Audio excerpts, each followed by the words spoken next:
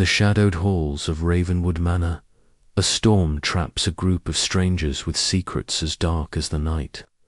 When Lord Ashford is found murdered in a locked study, only Hercule Poirot's brilliant mind can unravel the web of lies. As clues twist and suspects deceive, Poirot sets a cunning trap to catch Agatha Christie's sneakiest killer before they strike again. Chapter 1. The Invitation to Ravenwood Manor. The late autumn sun hung low over the English countryside, casting a golden sheen across the rolling hills and hedgerows that lined the road to Ravenwood Manor. Hercule Poirot sat comfortably in the plush interior of a chauffeured Bentley, his gloved hands folded neatly over the silver head of his cane, his moustache impeccably groomed, as always. The car hummed along the winding lanes, its tires crunching softly against the gravel, while Poirot's sharp eyes took in the scenery with a mixture of appreciation and quiet vigilance. He was not a man given to idle journeys, and the letter in his breast procured a curious missive from Lord Reginald. Ashford had piqued his interest enough to draw him from his London flat to this remote corner of Sussex. The letter had arrived 2 days prior, delivered by a nervous-looking footman who seemed almost relieved to part with it. Written in a bold, elegant hand, it bore the crest of the Ashford family, a lion rampant, clutching a Quillan emblem that spoke of both nobility and intellect. The contents were brief but intriguing. My dear Monsieur Poirot, your reputation as a man of unparalleled deductive skill precedes you. I find myself in need of such a mind at Ravenwood Manor. A matter of utmost delicacy requires your presence at a gathering this weekend. I cannot divulge more in writing, but I assure you, your discretion and expertise will be handsomely rewarded. A car will collect you Friday at noon. Yours sincerely. Lord Reginald Ashford Poirot had read the letter thrice, his lips pursed, his fingers tapping lightly against the armrest of his chair. The vagueness was deliberate. He knew Lord Ashford was a man of wealth and influence, not given to cryptic summons without reason. Poirot had met Ashford once, years ago, at a charity gala in London, where the Lord's sharp wit and commanding presence had left an impression. But why this urgency? Why the secrecy? These questions had swirled in Poirot's mind, and now, as the Bentley rounded a bend and Ravenwood Manor came into view, he felt the familiar thrill of a puzzle waiting to be solved. The manor was a splendid affair, a sprawling Georgian edifice of red brick and white stone, its symmetrical facade adorned with tall windows that glinted in the fading light. Ivy clung to its walls, giving it an air of timeless grandeur, though Poirot noted a certain neglect in the overgrown rose bushes and the chipped paint on the gateposts. The estate was grand, yes, but it wore its age uneasily, as though secrets lurked in its shadowed corners.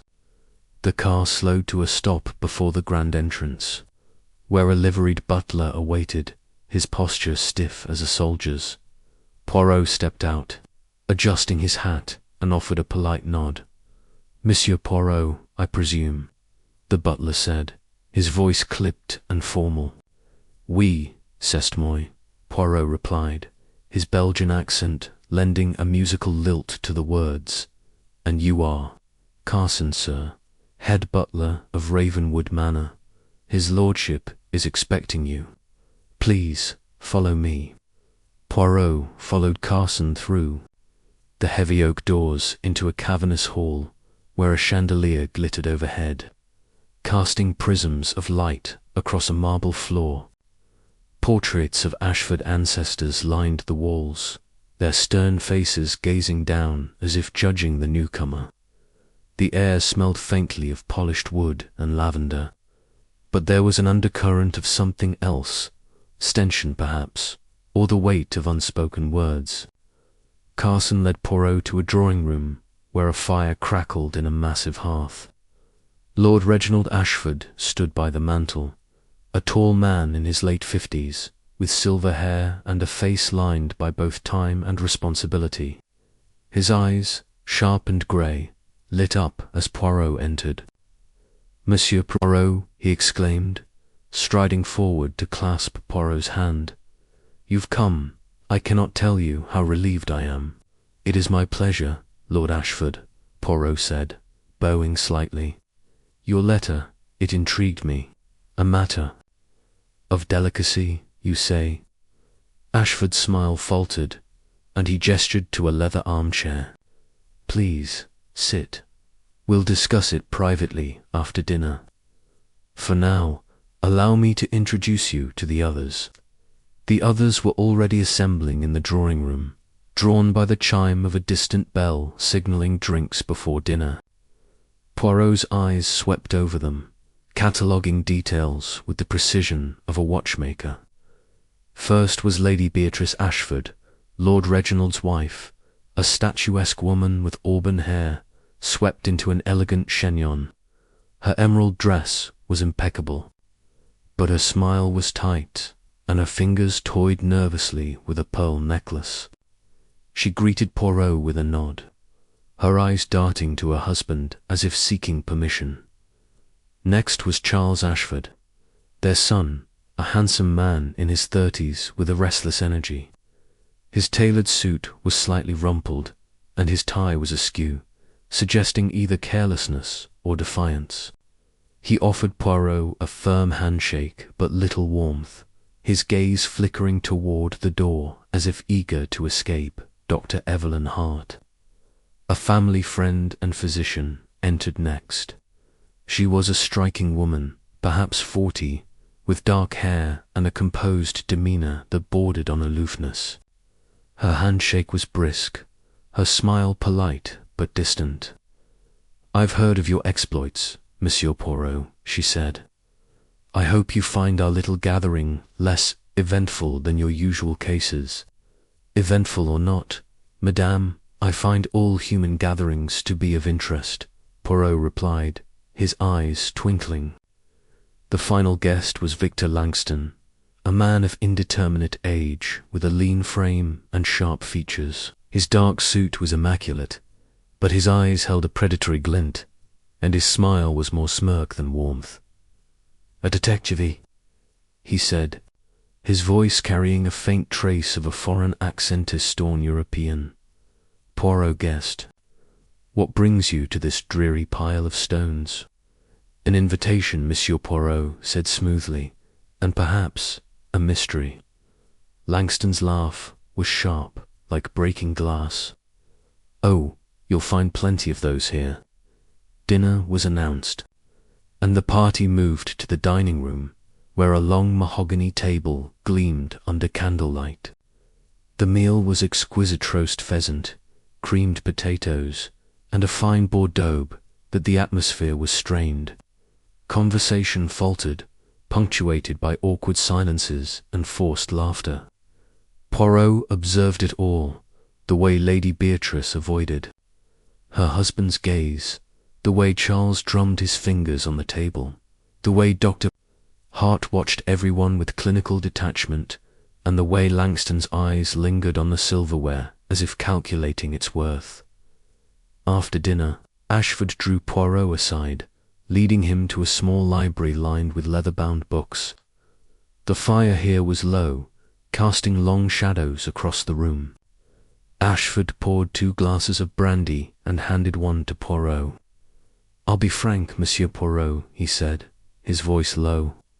"I fear for my safety." Poirot's eyebrows rose. "You suspect someone wishes you harm?" Ashford nodded, his face grave. "I've made enemies, as any man in my position does. But recently I've received warnings, anonymous notes, cryptic threats, and there's something else a matter I cannot discuss openly, even with you, not yet." "Mon Dieu," Poirot murmured, sipping his brandy. "And these threats, they come from within the household." "I don't know," Ashford admitted. "That's why I need you." "Observe, Poirot. Use those famous little grey cells of yours. If something happens to me, you'll know where to look." The conversation was cut short by a knock at the door. Carson entered, his face pale. "My lord, there's a storm brewing. The roads are flooding. It seems our guests will be staying the night."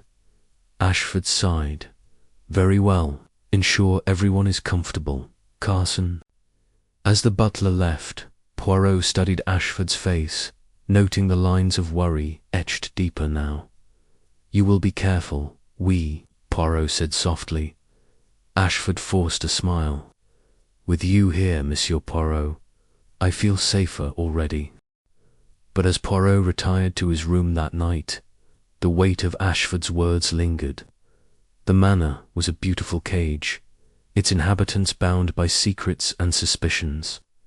He lay awake, listening to the howl of the wind and the rattle of rain against the windows, his mind already piecing together the puzzle.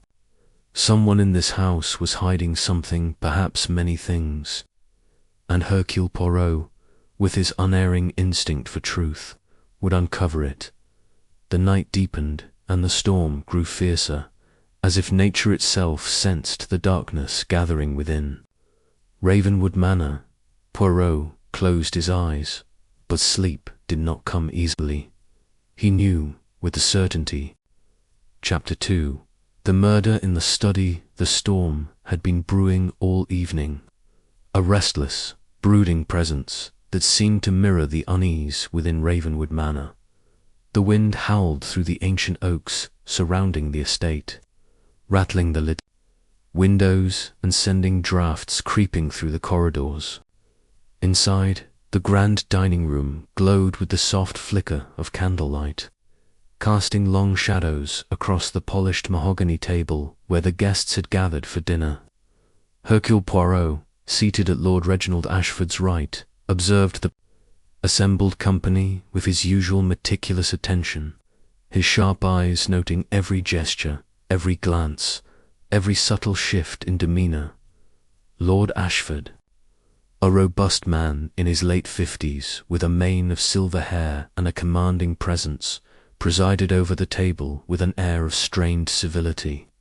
His deep voice carried an edge of authority as he spoke of the estate's history, though his words seemed more performative than heartfelt. To his left sat his estranged wife, Lady Beatrice Ashford, a woman of striking beauty whose cool, detached demeanour suggested a heart long since hardened by years of marital discord. Her emerald green gown shimmered in the candlelight, but her eyes remained fixed on her plate, avoiding her husband's gaze. Charles Ashford, their only son, lounged across from Poirot, his youthful handsomeness marred by a petulant expression. His dark hair was slightly dishevelled, and his tie was loosened, as if he resented the formality of the occasion.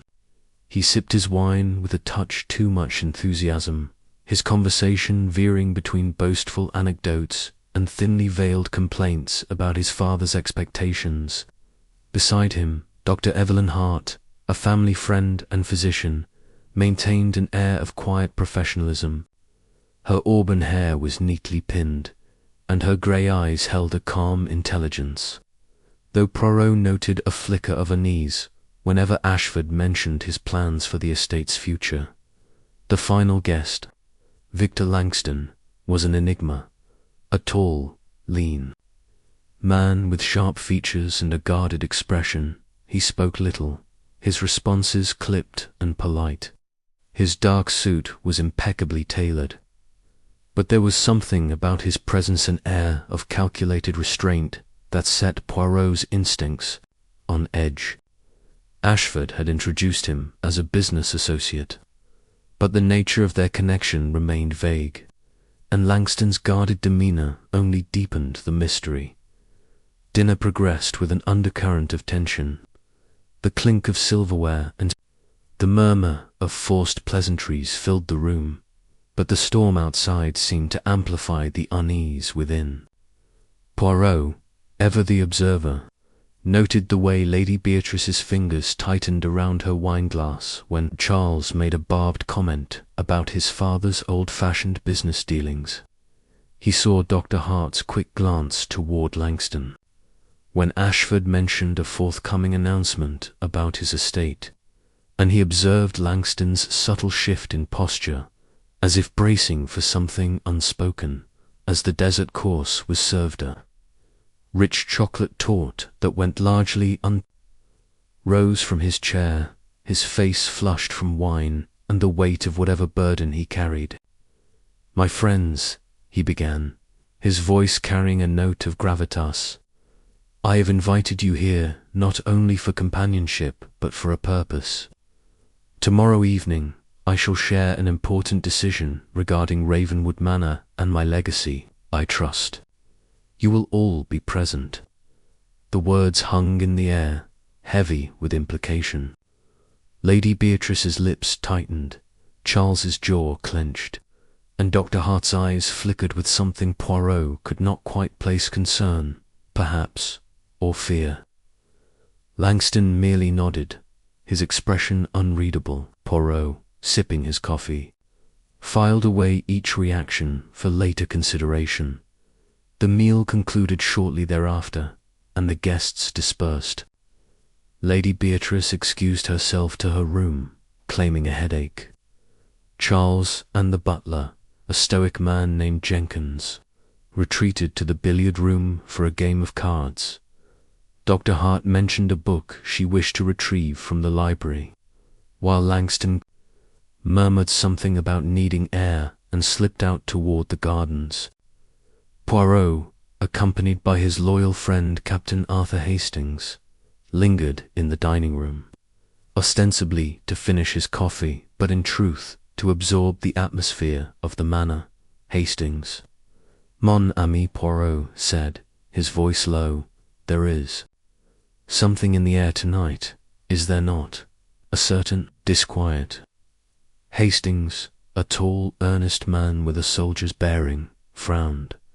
"It's the storm, Poirot, makes everyone jumpy, and Ashford's talk of a big announcement didn't help.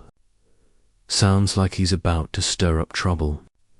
"Trouble, yes," Poirot murmured, his eyes narrowing. "But of what kind, I wonder? Lord Ashford is a man who holds secrets, and secrets, Hastings, are the seeds of danger." Their conversation was interrupted by a sudden, violent crash of thunder that shook the manor. The lights flickered, plunging the dining room into momentary darkness before the chandeliers glowed once more. Hastings shivered. "I don't like this place, Poirot. Too many shadows." Poirot smiled faintly. "Shadows, mon ami, are where the truth often hides. Come, let us retire. The night is young, but I suspect it will be eventful." They made their way to their guest rooms on the second floor, the creaking floorboards and howling wind lending the manor an almost Gothic air. Poirot's room, elegantly appointed with heavy drapes and a four-poster bed, overlooked the storm-lashed gardens. He stood at the window for a moment, watching the lightning illuminate the twisted shapes of the oaks, before turning to his small travelling case. From it, he retrieved a notebook and began jotting down his observations of the evening, his neat, precise handwriting capturing every detail. It was nearing 11 o'clock when a piercing scream shattered the silence of the manor. Poirot, still dressed and seated at his writing desk, snapped to attention. Hastings burst into the room, his face pale. "Poirot, did you hear that? It came from downstairs." "Viet Hastings," Poirot exclaimed, seizing his cane and hurrying toward the door. "We must investigate at once." They descended the grand staircase, the storm's fury punctuating their steps with flashes of lightning. The scream had drawn others as well. Lady Beatrice, her face ashen beneath her silk robe. Charles, dishevelled and wide-eyed. Dr. Hart, clutching a book as if it were a shield, and Jenkins, the butler, his usual composure frayed. Langston was conspicuously absent. The source of the scream was soon apparent. In the entrance hall, a young maid named Clara stood trembling, her hands pressed to her mouth. It's his lordship," she stammered, pointing toward a heavy oak door at the end of the hall, in the study. "Oh, it's horrible." Took charge, his calm authority steadying the group. "Stay here," he instructed, motioning for Hastings to follow him. He pushed open the study door and stepped inside, his senses alert. The room was dimly lit by a single desk lamp, casting a harsh glow over the scene. Lord Reginald Ashford lay slumped over his desk, his silver hair matted with blood. A letter. Opener, its handle ornate with silver filigree, protruded from his chest. The window behind him was closed, the curtains undisturbed, and the door had been locked from the inside. Clara had used a spare key to enter after hearing a thud. The room was a study in order, save for the grim tableau at its center. A broken pocket watch lay beside Ashford's hand, its face frozen at 11:15 p.m., and a half-burned letter smouldered in the fireplace, its edges curling into ash. Poirot's eyes swept the room, taking in every detail. The desk was cluttered with papers, an inkwell, and a crystal decanter of brandy, its stopper removed. A single glass sat beside it, half empty. The bookshelves lining the walls were untouched, their leather-bound volumes standing in neat rows. The carpet bore no obvious signs of a struggle, and the heavy drapes hung still, untouched by the storm outside. "My God, Poirot," Hastings whispered, his voice thick with shock. "He's been murdered." "We, Hastings," Poirot said softly, his gaze fixed on the body, and in a manner most deliberate. "This is no crime of passion, but one of calculation. Observe the locked door, the undisturbed room. The murderer wished to create a puzzle." Hastings shuddered. But how? The door was locked, the window shut. No one could have gotten in or out. Poirot's lips curved into a faint, enigmatic smile.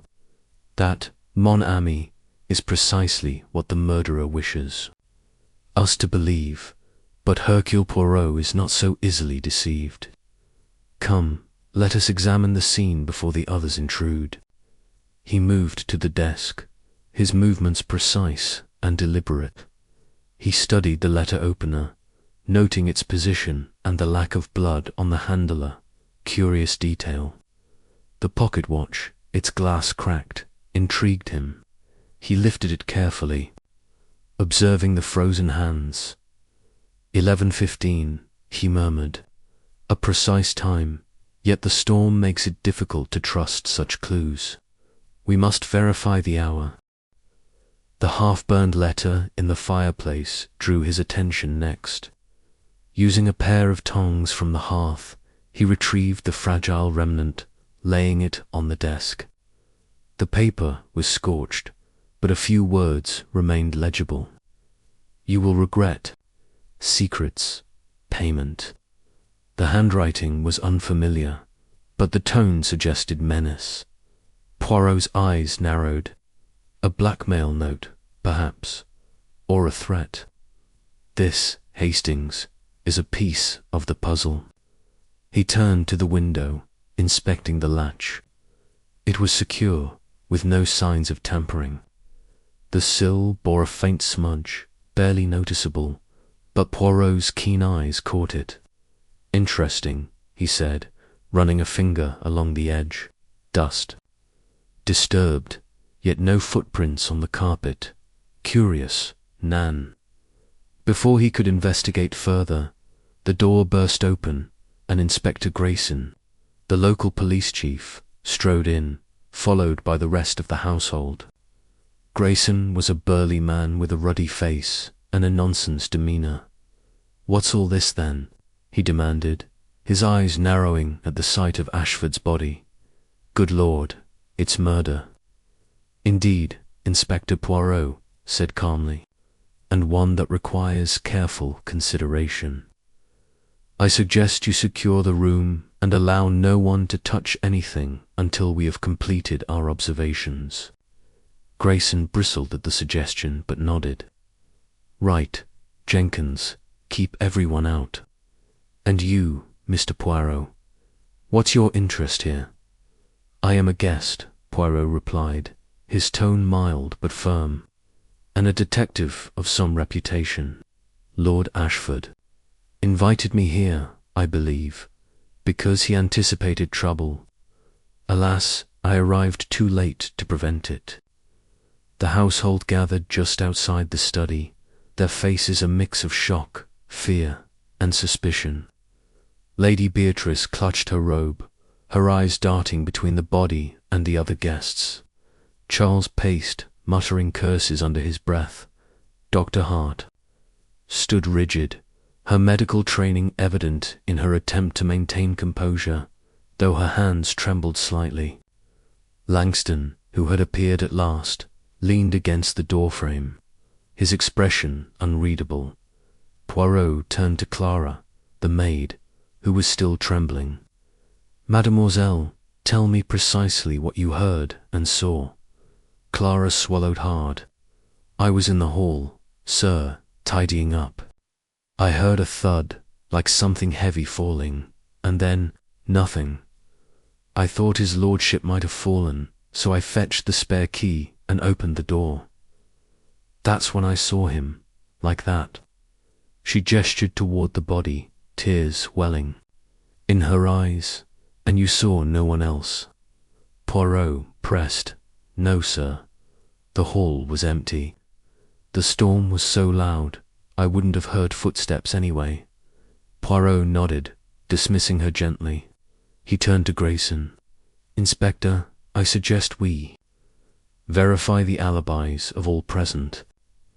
The murderer is likely among us, and the locked room is but a clever ruse. Grayson frowned. A ruse. The door was locked, the window shut. You're saying someone in this house did this? Precisement, Poirot said, and I intend to find out who. As Grayson began organizing the household for questioning, Poirot returned to the study, his mind racing. The locked room, the broken watch, the burned letter, the smudge on the sylvies were not random details, but pieces of a carefully constructed puzzle. The murderer had planned this crime with meticulous care, but Poirot's little grey cells were already at work, piecing together the truth.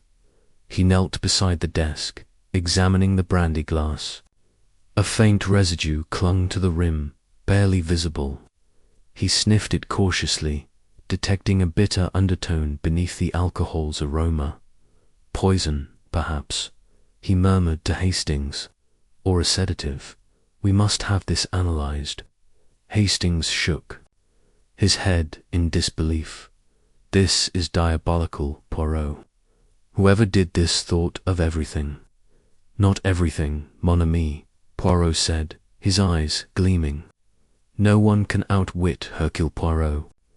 The murderer has made a mistake, however small, and I shall find it. The storm raged on outside, its fury a fitting backdrop to the darkness that had descended upon Ravenwood Manor.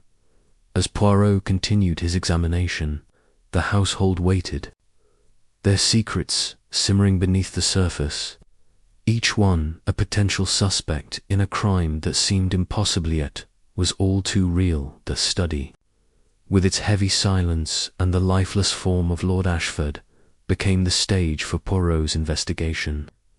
He moved methodically, his cane tapping lightly on the floor as he circled the room. The bookshelves offered no immediate clues, their contents untouched, but Poirot paused at a small table near the fireplace. A single candle, half burned, stood in a silver holder, its wax pooling unevenly. Curious, he said, lifting the candle and inspecting the base. A faint scratch marked the table, as if the holder had been moved recently. "Hastings," he called softly, "observe this. The candle has been moved, yet the wax shows no signs of disturbance. Someone has been careful, very careful." Hastings frowned. "You think the murderer was in here after the fact, staging things?" "Perhaps," Poirot said, "or perhaps the candle tells us something else. A light in the darkness. Nan, we shall see." He returned to the fireplace, where the burned letter lay. The words were tantalizingly incomplete, but they hinted at a motive rooted in betrayal or greed. Poirot's mind turned to Ashford's announcement at dinner, his important decision about the estate. Had someone in the household known what was coming? Had they acted to prevent it?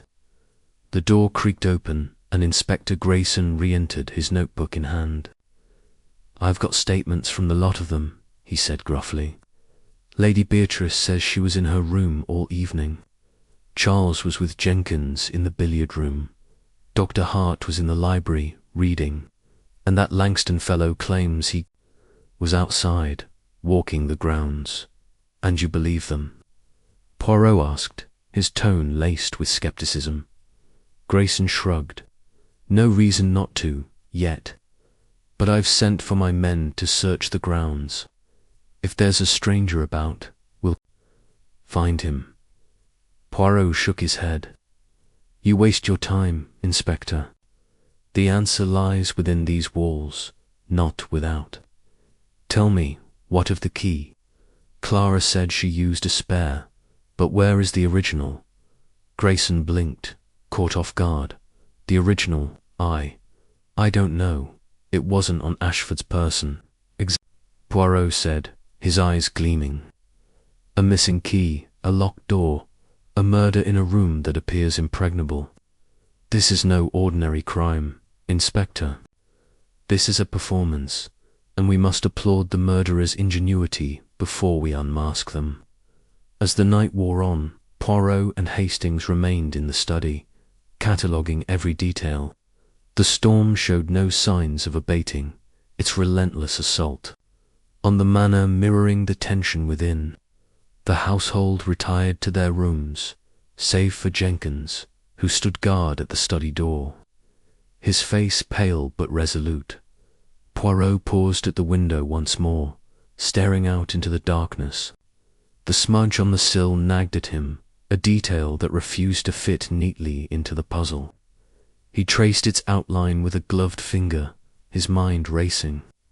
"This smudge," he said to Hastings, "it is not dirt nor mud. It is something else. Wax, perhaps, or polish. We must test it." Hastings sighed. "You're seeing clues everywhere, Poirot. How do you do it?" "It is not seeing, Hastings," Poirot replied, tapping his temple. "It is thinking. The little grey cells, they work always, even when the eyes are blind. And tonight, they tell me that the murderer is close, very close." The clock in the hall struck midnight, its chimes echoing through the manor. Poirot straightened, his expression resolute. "Come, Hastings. We have much to do before dawn.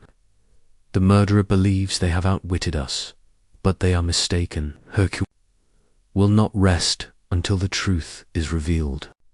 And so, in the shadowed study, with the storm raging and the weight of a man's death heavy upon them, Poirot began to unravel the mystery of Ravenwood Manor. The locked room, the broken watch, the burned letter, these were but the opening moves in a game of wits, and Poirot was determined to checkmate the sneakiest murderer he had ever faced. The investigation continued into the early hours, with Poirot and Hastings working in tandem to catalogue every detail of the crime scene. The study, with its heavy oak furniture and sombre atmosphere, seemed to hold its secrets tightly, but Poirot was relentless. He examined the desk drawers, finding nothing but routine correspondence and a ledger detailing the estate's finances. The numbers were meticulous, but a few entries caught his eye: large sums marked as charitable contributions to an organization overseen by Dr. Hart.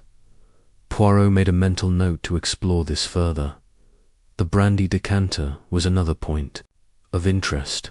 Poirot carefully poured a small sample into a vial he carried in his case, sealing it for later analysis.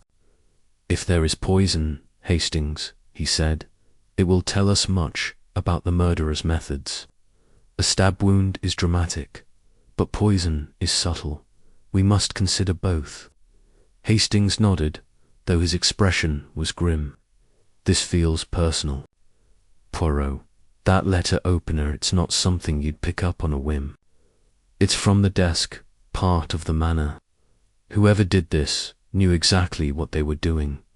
We, Poirot, agreed, and they wished us to know it. The locked room, the precise placement of the body, this is a message, Hastings, a challenge." The challenge was one Poirot was eager to meet. He moved to the bookshelves, running his fingers along the spines. One book, a worn copy of The Hound of the Baskervilles, was slightly askew. He pulled it out, revealing a small, hidden compartment. Behind it, inside, was a single key, its brass surface gleaming in the lamplight. "The missing key," Hastings exclaimed. "Perhaps," Poirot said, his tone cautious, "or perhaps another piece of the puzzle. Why hide a key here unless it unlocks something of value? We must test it." He tried the key in the study door, but it did not fit. Chapter 3. The Initial Investigation. The storm that had battered Ravenwood Manor through the night showed no signs of relenting as morning broke, its relentless howl weaving through the ancient stone walls. Hercule Poirot stood at the threshold of Lord Reginald Ashford's study, his small precise frame silhouetted against the dim light filtering through the manor's heavy drapes. The air was thick with the scent of old leather, polished wood, and something sharper blood. Captain Arthur Hastings, his loyal friend and occasional assistant, hovered nearby, his face pale as he surveyed the scene. The local police, led by the gruff Inspector Grayson, bustled about, their heavy boots thudding against the Persian rug. Poirot's sharp eyes, however, were already at work, darting from the body slumped over the mahogany desk to the minutiae of the room, cataloguing details with the precision of a watchmaker. Lord Ashford lay lifeless, his head resting on a blotter stained with ink and blood. A silver letter opener, its handle intricately carved with ivy motifs, protruded from his chest. The wound was clean, precise, suggesting a single, deliberate thrust. The room itself appeared untouched, no overturned furniture, no signs of a struggle. The heavy oak door, now ajar, had been locked from the inside when the butler, Mr. Jenkins, discovered the body at dawn. The key, curiously, was missing. Poirot's moustache twitched as he absorbed the paradox.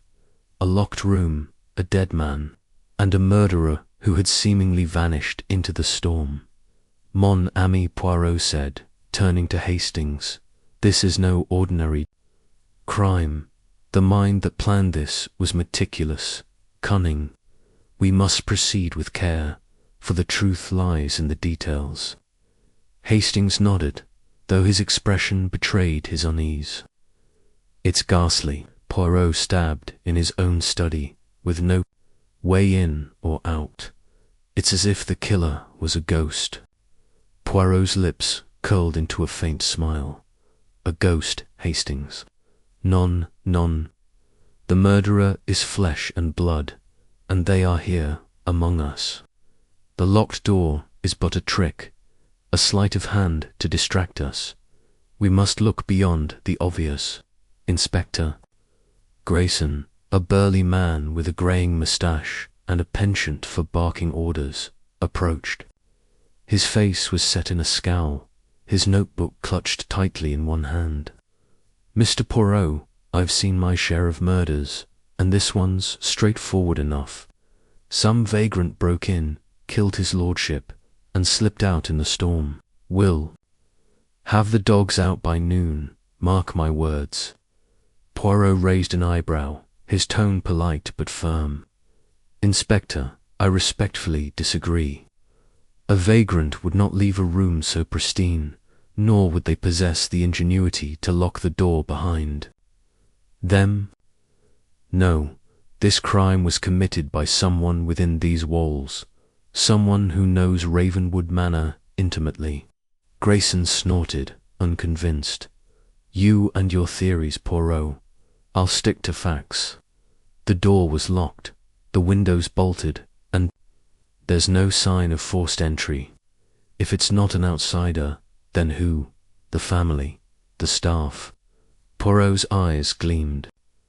"That, Inspector, is what we shall discover. Let us begin with the scene itself.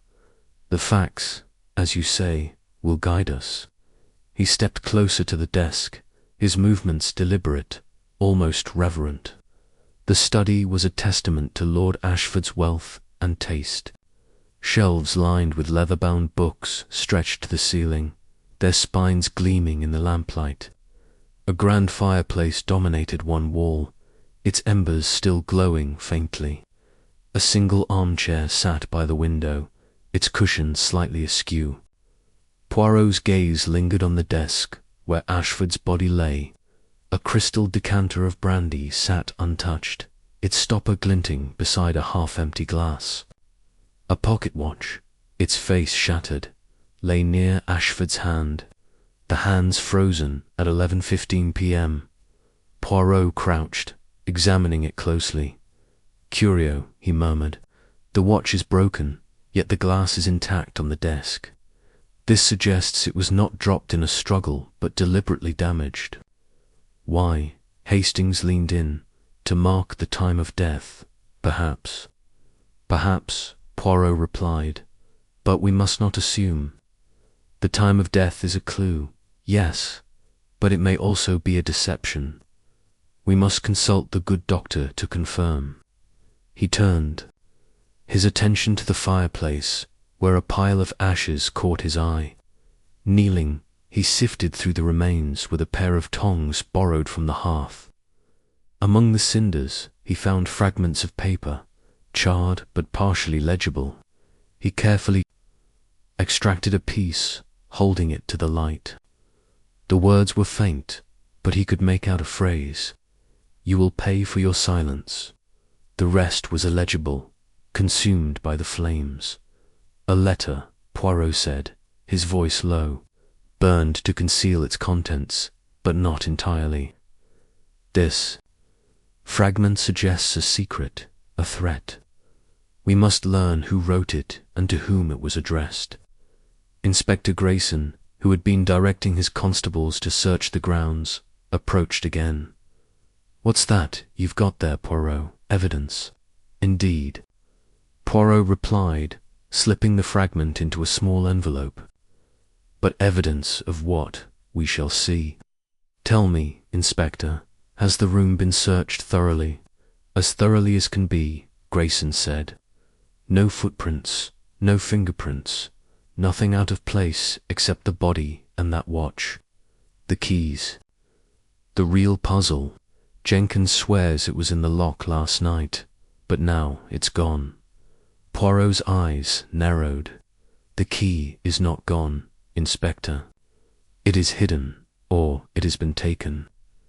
We must search the room again, with method and precision." He began a meticulous examination, starting with the desk. The blotter was stained with ink, but the pattern suggested a letter had been written recently, the ink smudging under Ashford's weight. Poirot lifted the blotter, revealing a faint impression of handwriting. He angled it toward the light, but the words were too faint to read without further analysis. He made a mental note to return to it later. Next, he inspected the window. The heavy iron bolts were secure, the glass intact. Outside, the storm had churned the garden into a muddy quagmire, but the sill showed no signs of tampering. Poirot frowned, his fingers brushing the frame. If the murderer did not enter through the window, how did they escape a locked room? There is a solution, Hastings, but it eludes me for now. He turned to the door, examining the lock. It was a sturdy mechanism, old but well maintained. The keyhole showed no signs of being forced, confirming Jenkins' account that the door was locked when he found the body. Poirot tapped his chin, his mind racing. The key is the heart of this mystery. We must find it, or we must understand why it was taken. Hastings, who had been pacing nervously, spoke up. What about the other guests? Shouldn't we question them? They were all here last night, and someone must know something. Poirot nodded. You are right, mon ami. The crime scene tells us much, but the people will tell us more. Let us observe their behavior, their words, their silences. The murderer is among them, and they will betray themselves, however subtly. The two men left the study, sealing it behind them to preserve the scene. In the drawing room, the household had gathered, their faces a mix of grief, fear, and suspicion. Lady Beatrice Ashford sat by the fire, her delicate hands clasped tightly in her lap. Her eyes were red, but whether from tears or lack of sleep, Poirot could not yet tell. Charles Ashford, the late Lord's son, stood by the window, his jaw tight, his fingers drumming impatiently against the sill. Dr. Evelyn Hart, the family friend, sat with a book in her lap, though her eyes were fixed on the floor. Victor Langston, the mysterious guest, leaned against the mantel, his expression unreadable. The butler, Jenkins, and the housekeeper, Mrs. Clara Reed, stood at the edge of the room, their postures rigid with duty. Poirot cleared his throat, drawing their attention. Madame et messieurs, I regret the circumstances that bring us together. Lord Ashford's death is a tragedy, but it is also a crime, and I, Hercule Poirot, intend to uncover the truth. I ask for your cooperation as we begin our inquiries. Lady Beatrice's voice was sharp. This is absurd. Reginald was loved by all who knew him. Why would anyone in this house wish him harm? Poirot's gaze softened, but his tone remained firm. Madame, the heart of man is complex. Love, greed, fear, these are motives that lurk beneath the surface. I will speak with each of you in turn, and I ask that you be truthful. Lies, however small, will only delay justice. Charles snorted, crossing his arms. Justice, this is a waste of time. Some thief broke in, and now you're accusing us. I was playing cards with Jenkins until midnight. Ask him. Jenkins nodded, his voice steady. It's true, sir. Master. Charles and I were in the billiard room until well past 11. Poirot's eyes flicked to Jenkins, noting the slight tremor in his hands. Mercy, Mr. Jenkins, and you, Lady Beatrice, where were you at the time of the murder? I was in my room, she replied, her voice faltering. I retired early, around 10. The storm kept me awake, but I heard nothing unusual. And you, Dr. Hart? Poirot asked, turning to the woman by the fire. Dr. Hart looked up, her expression composed. I was in the library, reading. I often stay up late. I didn't hear anything until Jenkins raised the alarm this morning. Poirot's gaze shifted to Victor Langston, who met his eyes with a cool stare. And you, Monsieur Langston, where were you when Lord Ashford met his end? Langston shrugged, his voice smooth. I was walking in the gardens, despite the rain. I find storms invigorating. I returned to my room around 11, I believe. Poirot nodded, his mind cataloguing their responses. Each alibi was plausible, yet each had gaps, moments unaccounted for, details too vague to verify. He knew the truth lay in those gaps, but he would need more time to unravel them. Very well, he said. I will speak with each of you privately. Later today. For now, I ask that you remain in the manor and avoid discussing the case among yourselves. The truth, it will reveal itself, but only if we proceed with order and method. As the group dispersed, Poirot pulled Hastings aside. What do you make of them, Hastings? Their words, their demeanor? Hastings frowned. They're all shaken, but who wouldn't be? Charles seems defensive, though. And Langston, there's something off about him. He's too calm, don't you think? Poirot smiled faintly. You are learning, my friend. Yes, Langston's calm is intriguing, but so is Lady Beatrice's restraint, and Dr. Hart's careful composure. Charles, he is angry, but is it guilt or grief? We must watch them closely. The morning wore on, with Poirot and Hastings assisting Inspector Grayson's team in searching the manor.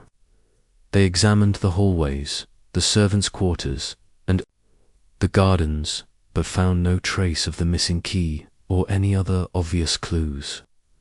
The storm had obliterated any footprints outside, and the manor's thick walls muffled sound, making it unlikely anyone heard the murder. Yet Poirot remained undeterred, his mind turning over the details like pieces of a puzzle. By midday, he returned to the study, determined to uncover more. He examined the fireplace again, sifting through the ashes for additional fragments of the burned letter. He found another scrap, this one bearing the words, "Trust broken." The phrase deepened the mystery. Was Ashford the betrayer or the betrayed? Poirot tucked the fragment away, his thoughts racing. He then turned to the armchair by the window, noticing its cushion was slightly askew. Lifting it, he found a small monogrammed handkerchief, embroidered with the initials E.H. His eyes narrowed. Dr. Hart, perhaps, or another with those initials. We must be cautious, Hastings. A clue left so conveniently may be a trap. Hastings frowned. A trap? You think someone planted it? It is possible, Poirot said. The murderer is clever, and they know we are searching. They may seek to mislead us. We must verify every clue, every detail. As the afternoon progressed, Poirot interviewed the staff. Mrs. Reed, the housekeeper, confirmed that the study was locked every night, and only Lord Ashford and Jenkins had keys. The second key, kept in a drawer in the butler's pantry, was also missing. Jenkins swore he had not touched it, but his nervous demeanor suggested he was hiding something. Poirot made a note to press him further later. The day drew to a close, with the storm finally abating, leaving a heavy silence over Ravenwood Manor.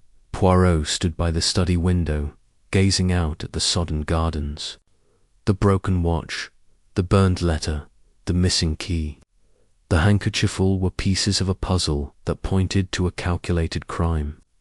He knew the murderer was among the household, their facade of innocence carefully constructed, but little grey cells were already at work, piecing together the truth. Hastings, he said, turning to his friend, this case is like a tapestry, woven with care to conceal its flaws. But we shall unravel it, thread by thread.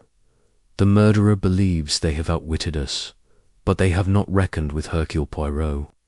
As night fell, the manor seemed to hold its breath, its secrets locked as tightly as the study door. Poirot retired to his room, his mind alive with possibilities. The investigation had only begun, but he was certain of one thing. The truth, however well hidden, could not escape him for long. Chapter 4.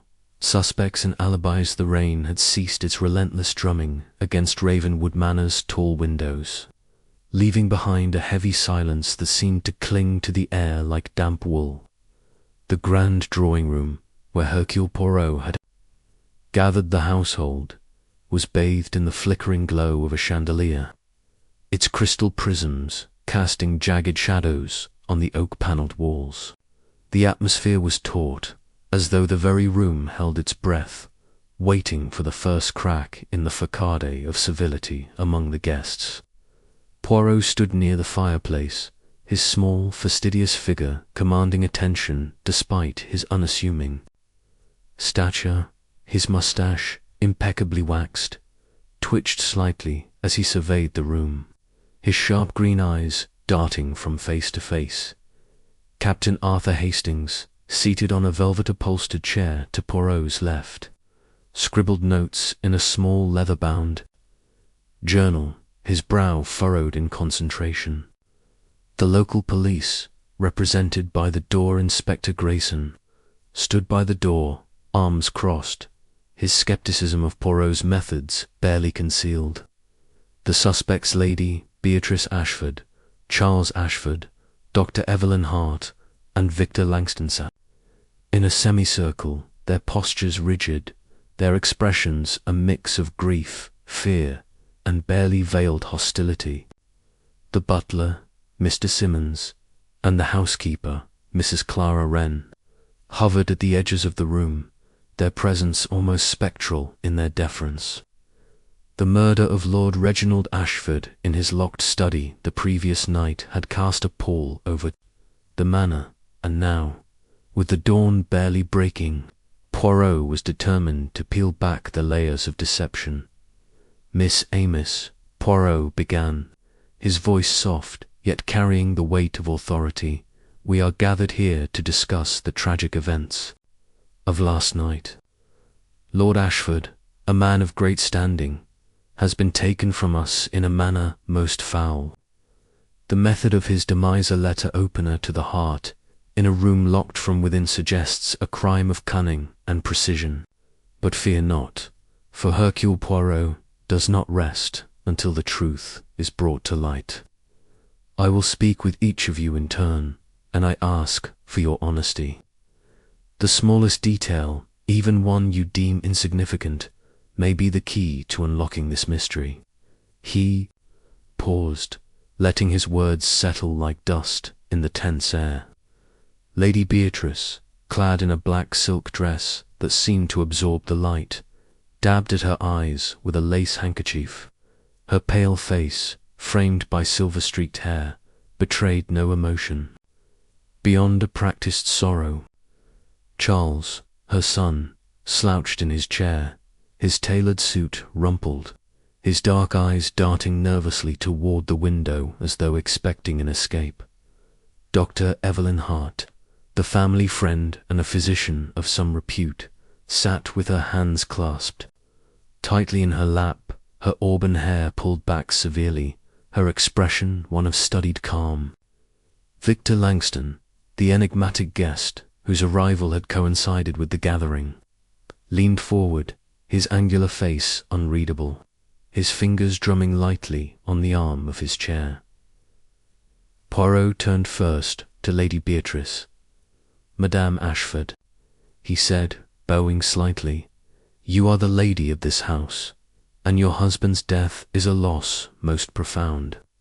Please, recount for me your movements last night, from the moment dinner concluded until the discovery of Lord Ashford's body." Lady Beatrice straightened, her voice cool and measured. "After dinner, I retired to my room at approximately 9 o'clock. I was fatigued from the day's events and wished to rest. I read for a time for Corrie, if you must know, and then prepared for bed. I heard nothing unusual until a commotion began when Mr. Simmons came to my door to inform me of Reginald's death." Her voice wavered slightly on her husband's name, but her eyes remained dry. Poirot tilted his head, his gaze piercing. "And you did not leave your room at any point during the night? Not even to, perhaps, speak with your husband or check on the household?" "No," she replied firmly. "I had no reason to wander the halls. My room is on the second floor, far from Reginald's study. I was asleep by 10, I believe." Poirot nodded, making a mental note of the precision in her timeline. "Merci, Madame. We will return to you if needed." He turned to Charles, whose fingers had begun to fidget with a silver cigarette case. "Monsieur Charles, you are the son of the deceased heir to Ravenwood Manor. Your account, if you please." Charles cleared his throat, his voice tinged with a defensive edge. "I was in the billiard room after dinner, playing cards with Simmons. We played until around 11, I'd say. Then I went to my room to smoke and think. I didn't hear anything until the shouting started, when they found Father." He glanced at the butler, who nodded stiffly in confirmation. Poirot's eyes narrowed slightly.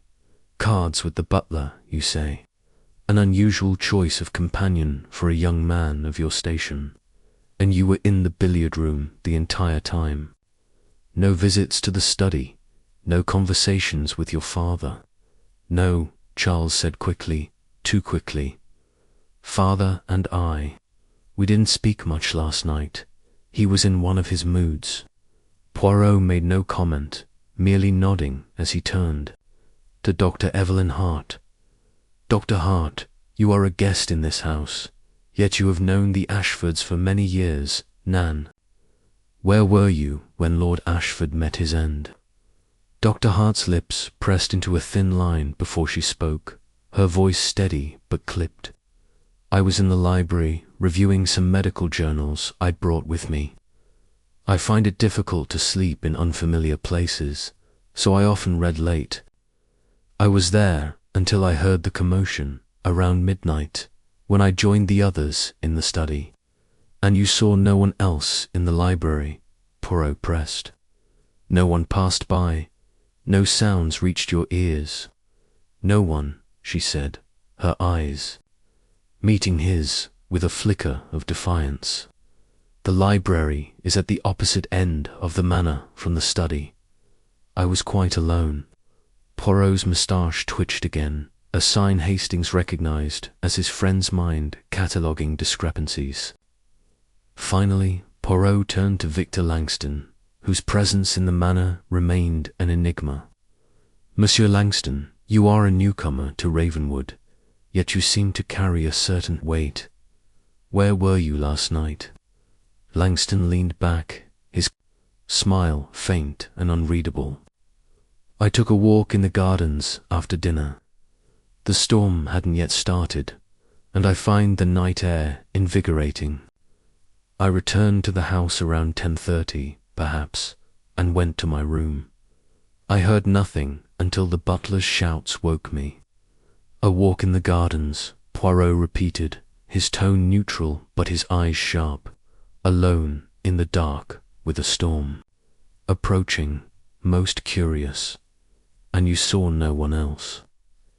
"No one," Langston said, his voice smooth as polished stone. "The gardens are vast, and the manor was quiet." Poirot clasped his hands behind his back, pacing slowly before the group. "Very well, we have 4 alibis, yet each, I observe, has its gaps. The locked study, the letter opener, the absence of forced entry, these suggest the murderer was someone within this house, someone who knew Lord Ashford's habits and the manor's secrets. I ask you all to reflect carefully. If you recall any detail, however small, you will inform me at once." Inspector Grayson, who had been silent until now, stepped forward, his voice gruff. "With all due respect, Mr. Poirot, this talk of alibis and secrets is all well and good, but we've got to witness a groundskeeper who saw a cloaked figure running from the manor around midnight. Sounds to me like an outsider broke in, killed his lordship, and fled. We're combing the woods for him now." Poirot's smile was polite but dismissive. "A cloaked figure, you say? Most convenient. And yet, Inspector, I find it unlikely that an outsider could navigate the manors. Locks and corridors so precisely, leaving no trace save a body. Nan, the answer lies here, among us." He turned back to the suspects. "I will speak with each of you privately. We begin now." The first private interview took place in the library, a cavernous room lined with leather-bound volumes and heavy mahogany furniture. Lady Beatrice sat across from Poirot, her posture regal despite the strain in her eyes. Hastings stood by the door, notebook in hand, while Inspector Grayson had reluctantly agreed to wait outside. Madame Poirot began, his tone gentle but probing. "You and Lord Ashford were estranged, were you not? The rumours in the village speak of a marriage grown cold." Beatrice's fingers tightened around her handkerchief. "Reginald and I had our differences, yes. He was a difficult man, stubborn, consumed by his work and his legacy. But I loved him once, and I would never harm him." "Yet you stand to inherit a significant portion of his estate," Poirot said, his voice devoid of accusation. "And your son, Charles, would benefit greatly from your control of Ravenwood. Tell me, did you ever visit the study in the evenings, perhaps to discuss matters of the household?" "No," she said sharply. "Reginald kept the study locked when he worked. He valued his privacy above all else." Poirot nodded, his eyes lingering on her trembling hands. "And the letter opener, the murder weapon, was it a familiar object?" "To you," Beatrice hesitated, then nodded. "It was a gift from Charles, years ago. Reginald kept it on his desk, but anyone in the house could have used it." "Indeed," Poirot murmured. "Anyone with access to the study. Mercy, madame. That will be all for now." As Beatrice rose and left, her footsteps echoing in the vast room, Hastings leaned toward Poirot. "She's hiding something, isn't she? That pause when you mentioned the letter opener, it was as if she'd been caught off guard." Poirot's eyes gleamed. "Oui, mon ami." The pause, the tremble, the careful choice of words, these are the threads of a tapestry not yet complete, but we move forward. Charles Ashford was next, his demeanour a stark contrast to his mother's icy composure. He entered the library with a swagger that faltered under Poirot's gaze, his cigarette case clutched like a talisman. He sat heavily, his eyes avoiding Poirot's. "Monsieur Charles," Poirot said, "you are a young man of ambition, yet your father, I understand, was displeased with your habits. Debts, perhaps. A fondness for the gaming tables." Charles bristled. "What's that got to do with anything? I didn't kill him. I was with Simmons, like I said." "The butler confirms this." "Yes," Poirot said, his tone mild. "Yet the billiard room is not far from the study. A quick visit, a moment's anger, such things are not impossible. Tell me, what was your last conversation with your father?" Charles shifted uncomfortably. "We argued, all right, the day before, about money. He was going to cut me off, said I needed to learn responsibility, but I didn't go near his study last night. I swear it." Poirot leaned forward, his voice low. "And the letter opener, monsieur? Your mother says it was a gift from you. A sentimental object, perhaps, but also a deadly one." Charles's face paled. I gave it to him years ago. It doesn't mean anything. Anyone could have picked it up." "Perhaps," Poirot said, leaning back. "But the truth, monsieur. Charles has a way of revealing itself. You may go." As Charles left, Hastings shook his head. "He's nervous as a cat, Poirot. That business about the argument, do you think he's lying?" "Not lying, perhaps," Poirot said, tapping his temple, "but concealing. The young Charles is a man of passion, and passion can lead to rash actions. We shall see." Dr. Evelyn Hart entered next, her movements precise, almost clinical. She sat with her hands folded, her gaze steady but guarded. Poirot studied her for a moment, noting the faint lines of tension around her mouth. "Dr. Hart," he began, "you are a woman of science, yet you find yourself in a house of secrets. Your alibi places you in this very library, alone, reading. A curious choice for a stormy night, Nan."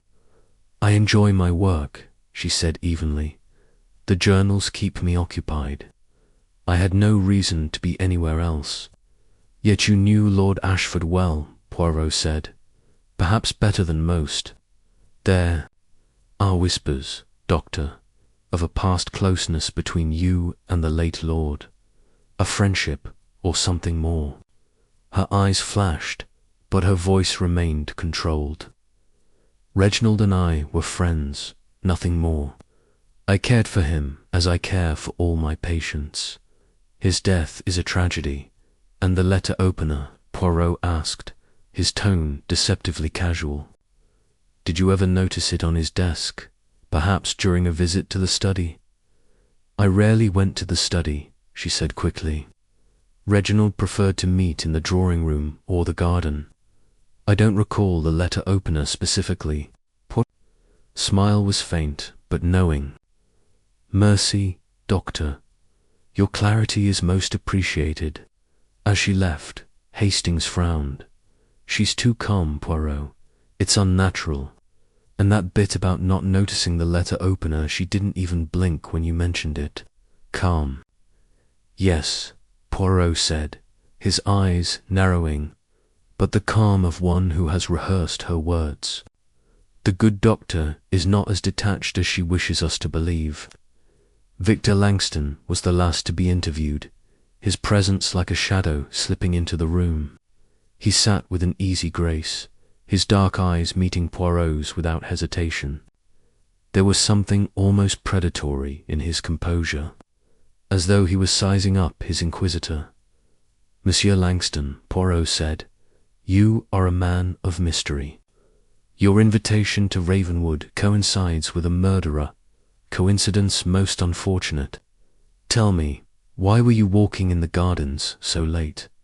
Langston's smile was thin. "As I said, I enjoy the night air. The gardens are beautiful, even in the dark. I find them inspiring." "And you saw no one?" Poirot pressed. "No lights in the study window, no figures moving in the house." "Nothing," Langston said, his voice smooth. The manor was quiet, save for the wind. Poirot leaned forward, his voice dropping to a near whisper. "And yet, monsieur, I sense you are a man who sees more than he admits. The letter opener, did you ever see Lord Ashford use it? Perhaps during a conversation?" Langston's smile faltered for a fraction of a second. "I barely knew the man. I saw him at dinner, nothing more. As for the letter opener, I wouldn't know it from any other." "Very well," Poirot said, dismissing him with a wave. "We will speak again, monsieur." As Langston left, Hastings shook his head. "He's slippery, Poirot. That smile of his, it's like he's playing a game." "We," Poirot said, his eyes gleaming, "and a dangerous one, I think. But every game has rules, and I, Hercule Poirot, will uncover them." The interviews concluded, Poirot and Hastings retired to the study to review their findings. The room, still cordoned off by Inspector Grayson's orders, smelled faintly of blood and ash. The broken pocket watch, the half-burned letter, and The missing key lay on the desk, mute witnesses to the crime. Poirot stood before the fireplace, his hands clasped behind his back, his mind a whirl of possibilities. "Hastings," he said at last, "what do we observe? For alibis, each with its weaknesses. Lady Beatrice, so composed, yet her hands betray her nerves. Charles, quick to anger, with a motive rooted in his father's disapproval. Dr. Hart, calm to a fault, yet her past with Ashford raises questions. And Langston, the outsider, whose walk in the gardens feels too convenient. Each has a gap in their story, a moment unaccounted for." Hastings nodded, flipping through his notes. "And the letter opener it ties them all together. Beatrice said it was Charles's gift. Charles admitted it. Hart dodged the question, and Langston claimed ignorance. But someone used it to kill Ashford." "Precisely," Poirot said. "And the locked room, the absence of forced entry, these suggest a murderer who knew the study well. The key is missing, yet the door was locked from within. How, Hastings? How does one enter, kill, and leave no trace?" Hastings frowned. "A secret passage, perhaps, or a duplicate key." Poirot's eyes sparkled. "A possibility, mon ami. But first, we must test these alibis further. I sense lies, half-truths, and secrets buried deep. Tomorrow we will observe the household more closely. The murderer, I think, is watching us as we watch them." As they left the study, the manor seemed to close in around them, its shadows lengthening in the flickering light. Poirot's mind, however, was alight with the challenge. His little grey cells working tirelessly to unravel the web of deceit that enveloped Ravenwood Manor. The following morning, Poirot and Hastings joined the household for breakfast in the dining room, a grand space dominated by a long mahogany table and a portrait of Lord Ashford glaring down from the wall. The mood was sombre, the clink of silverware against china the only sound breaking the silence. Lady Beatrice sipped her tea with deliberate calm, her eyes fixed on the table. Charles pushed his food around his plate, his jaw tight. Dr. Hart ate sparingly, her gaze darting to the door as though expecting an interruption. Langston, by contrast, seemed almost at ease, buttering his toast with a precision that bordered on mockery. Poirot, seated at the head of the table, observed them all. "Bon matin," he said cheerfully, ignoring the tension. "I trust you all slept well, despite the tragedy. I have a small request. Today, I would like each of you to show me where you were last night. A simple walk through the manor to clarify your movements." Lady Beatrice looked up, her expression guarded. "Is that necessary, Mr. Poirot? We've told you where we were." "Indeed," Madame Poirot said, his smile unwavering. "But the memory, it can be imprecise. A demonstration will aid my little grey cells." Charles snorted. "This is absurd. You think one of us is lying, I think," Poirot said, his tone sharpening. "That the truth is a delicate thing, easily obscured." "Indulge me, monsieur," reluctantly, the group agreed. Lady Beatrice led Poirot and Hastings to her bedroom on the second floor, a spacious room adorned with heavy drapes and a four-poster bed. She pointed to a small reading chair by the window. "I sat here, reading, until I went to bed. The door was closed, and I heard nothing." Poirot nodded, his eyes scanning the room. He noted the position of the chair, facing away from the door, and the absence of any view toward the study's wing. "And you heard no footsteps, no voices, none," she said firm next. Charles took them to the billiard room, a dimly lit space with a green felted table and a rack of cues. Simmons and "I were here," he said, gesturing to a card table in the corner. We played whist until 11 or so. Chapter 5.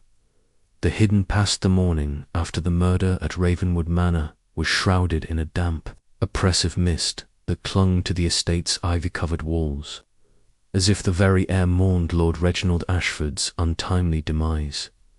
Hercule Poirot stood at the tall, arched window of the manor's drawing-room, his hands clasped behind his back, his sharp eyes scanning the fog-draped gardens beyond. The room was silent, save for the faint ticking of a grandfather clock in the corner, its pendulum swinging with a rhythm that seemed to mock the chaos of the previous night. Captain Hastings, seated on a plush velvet armchair, fidgeted with his tie, his face a mixture of concern and impatience. "Poirot," Hastings began, breaking the stillness, "you've been staring out that window for nearly an hour. Surely you've gleaned something from all this brooding." Poirot turned, his mustache twitching slightly as a faint smile played on his lips. "Brooding, mon ami. Non, Hercule Poirot does not brood. He observes, he reflects. He allows the little grey cells to work their magic." He tapped his temple lightly, his eyes gleaming with that familiar spark of intellectual vigour. "And in this moment I am piecing together the threads of a tapestry most intricate. The death of Lord Ashford is no simple affair. It is a puzzle, Hastings, and the key lies not in what we see, but in what is hidden." Hastings leaned forward, his brow furrowing. "Hidden? You mean the murderer's identity?" Poirot waved a hand dismissively. "The identity, oui, but also the why, the how, and the when. These are the questions that dance in my mind, and to answer them, we must uncover the hidden past of this household, a past that, I suspect, holds the motive for this most heinous crime." The drawing-room door creaked open, and the butler, Mr. Grayson, entered with a silver tray bearing a teapot and cups. His face was pale, his movements precise, but tinged with a nervous energy that Poirot noted immediately. "Tea, gentlemen?" Grayson asked, his voice steady but his eyes darting toward Poirot. "Mercy, Mr. Grayson," Poirot said, accepting a cup. "You have served the Ashford family for many years, n'est-ce pas?" Grayson nodded, setting the tray down. "2 years, sir, since Lord Ashford's father was master of Ravenwood." "Then you know this family well," Poirot continued, his tone conversational but probing. "You have seen their joys, their sorrows, their secrets, perhaps." Grayson stiffened, his hand pausing over the sugar tongs. I am loyal to the family, Mr. Poirot. I see to their needs, not their confidences." Of course," Poirot said smoothly, but his eyes narrowed slightly. "Yet, in a house such as this, secrets have a way of whispering themselves to those who listen. Tell me, Mr. Grayson, did Lord Ashford seem troubled in the days before his death?" The butler hesitated, then shook his head. "He was, as he always was, sir, a gentleman of firm resolve, though perhaps quieter of late." "Quieter," Poirot repeated, sipping his tea. "And did this quietness coincide with any particular event? A visitor, perhaps? A letter?" Grayson's lips pressed into a thin line. "I wouldn't know, sir. I have my duties to attend to." With a curt bow, he excused himself and left the room, the door closing softly behind him. Hastings watched him go, then turned to Poirot. "You rattled him, old chap. Think he's hiding something? Everyone in this house is hiding something." "Hastings," Poirot replied, setting his teacup down with a delicate clink, "the question is not if, but what. And to uncover that, we must dig deeper into the past, into the heart of the Ashford family. Poirot's investigation began in earnest that afternoon. He requested access to Lord Ashford's private papers, a task that Lady Beatrice, the late lord's estranged wife, reluctantly approved. The study where Ashford had met his end was still cordoned off by Inspector Grayson's men, but the family's private quarters held a wealth of documents, letters, ledgers, and diaries that Poirot hoped would shed light on the motive behind the murder. The library, a grand room lined with oak shelves and smelling faintly of leather and old paper, became Poirot's temporary headquarters. Hastings, ever the loyal assistant, helped carry stacks of files from Ashford's personal safe, which had been opened by the butler under Lady Beatrice's supervision. The safe, hidden behind a portrait of a stern-faced Ashford ancestor, contained not only financial records, but also a collection of personal correspondence that Poirot examined with meticulous care. "Look at this, Hastings," Poirot said, holding up a yellowed envelope sealed with red wax. The wax was cracked, but the seal bore the Ashford crest, a raven clutching a rose.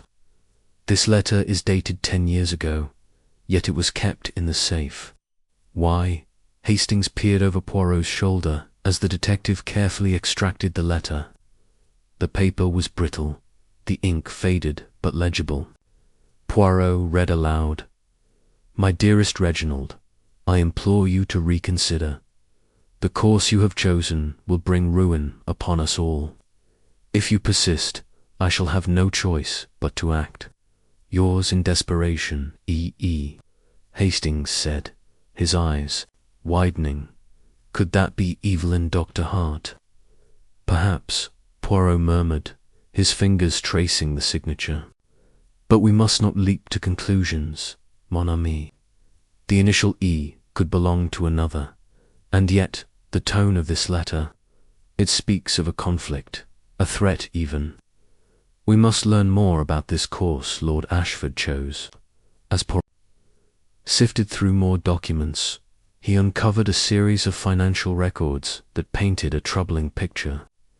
Lord Ashford, it seemed, had been planning to revise his will.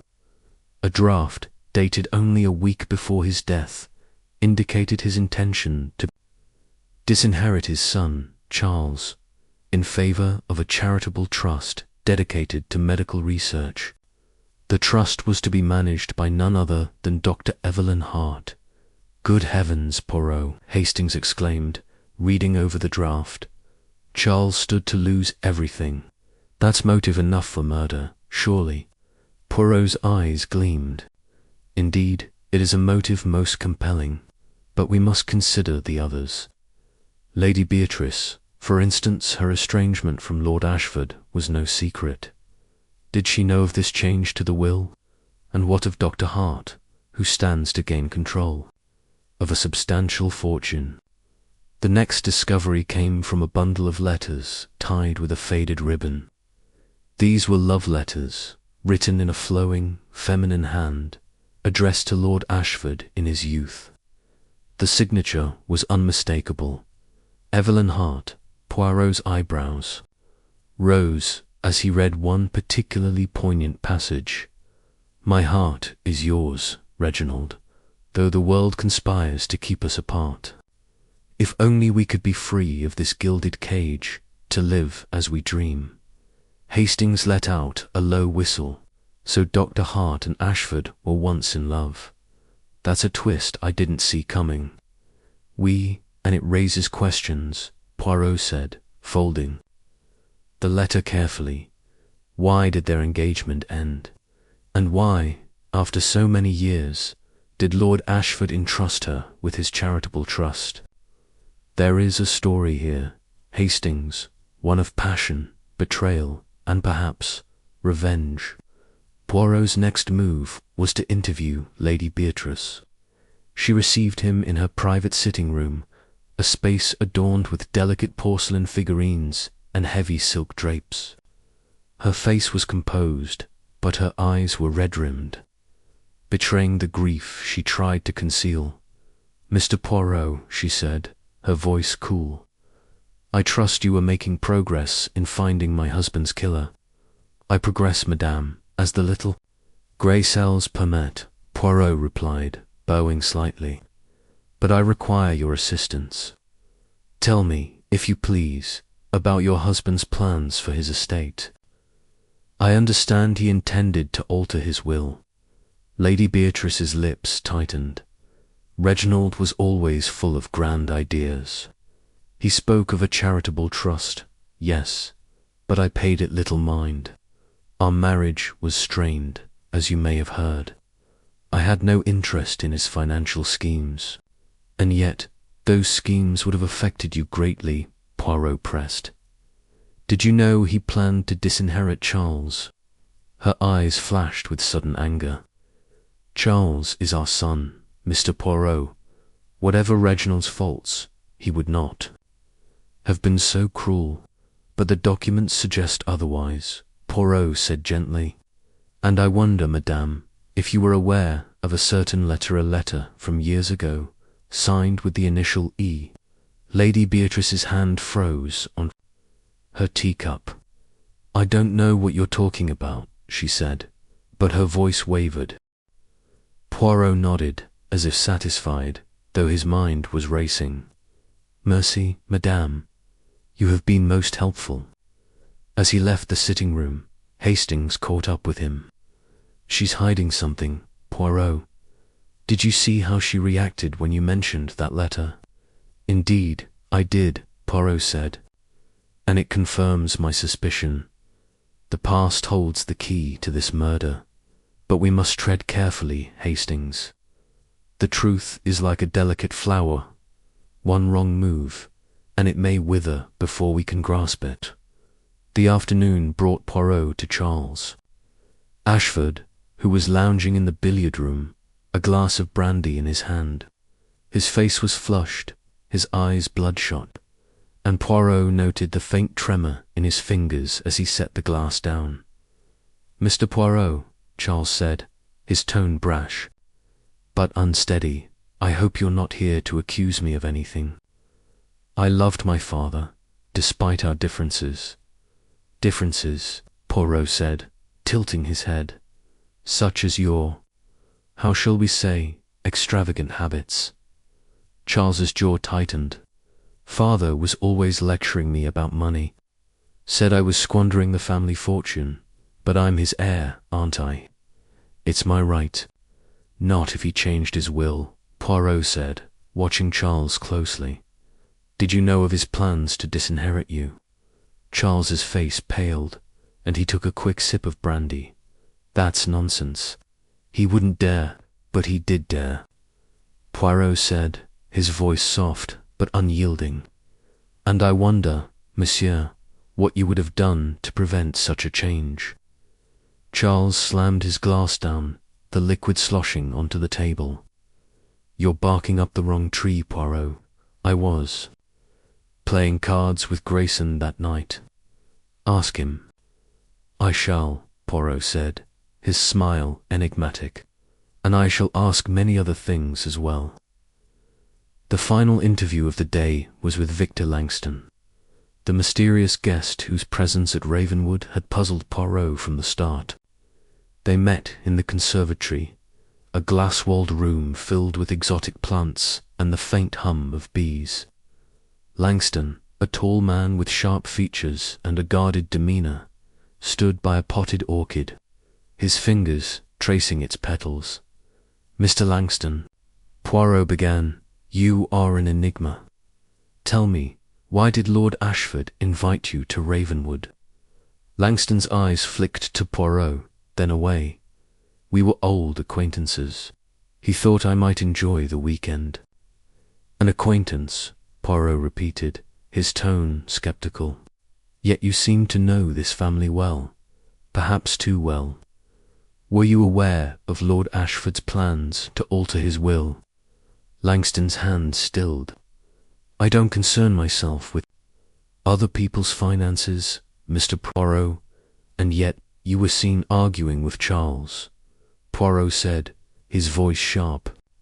"A matter of a debt, perhaps." Langston's face hardened. "That's none of your business." "On the contrary," Poirot said, stepping closer, "everything in this house is my business until the murderer is found. And I assure you, monsieur, I will find them." As evening fell, Poirot retired to the library to review his findings. The mist outside had thickened, casting eerie shadows across the room. Hastings, ever loyal, sat nearby, scribbling notes in his pocketbook. He said, looking up, "This is a tangled mess. Charles had the motive. Lady Beatrice is hiding something. Dr. Hart's past with Ashford is suspicious, and Langston, well, he's just plain odd. Where do we go from here?" Poirot leaned back in his chair, his fingers steepled. "We go deeper. Hastings, the letter signed E, the broken engagement, the threatened disinheritance, these are pieces of a puzzle that fit together, but only if we see the whole picture. Lord Ashford was blackmailing someone, I am certain of it, and that someone, driven by fear or greed, struck him down." He paused, his eyes narrowing. "Tomorrow we shall examine the half-burned letter from the study fireplace. Its contents may hold the final clue to this hidden past. But for now, mon ami, we must be patient. The murderer believes they have outwitted Hercule Poirot. They are mistaken." The grandfather clock struck midnight, its chimes echoing through the silent manor. Outside, the mist swirled, hiding secrets that Poirot was determined to uncover. The hidden past of Ravenwood Manor was a labyrinth, but Poirot was no stranger to labyrinths. With his little grey cells at work, he would navigate its twists and turns until the truth was laid bare. The next morning, Poirot returned to the study, now cleared of police tape but still heavy with the memory of death. The fireplace, where the half-burned letter had been found, was his focus. Kneeling carefully, he sifted through the ashes, his gloved fingers extracting a fragile fragment of paper. The words were faint, but he could make out a few. "Your actions, disgrace, payment must be made." "Blackmail," Poirot murmured, his eyes gleaming. Lord Ashford was not merely altering his will, he was using his knowledge to control someone. But who? Hastings, standing by the door, looked puzzled. Could it be Charles? If he was in debt, perhaps Ashford was threatening to cut him off unless he paid up. Possible, Poirot said, but too simple.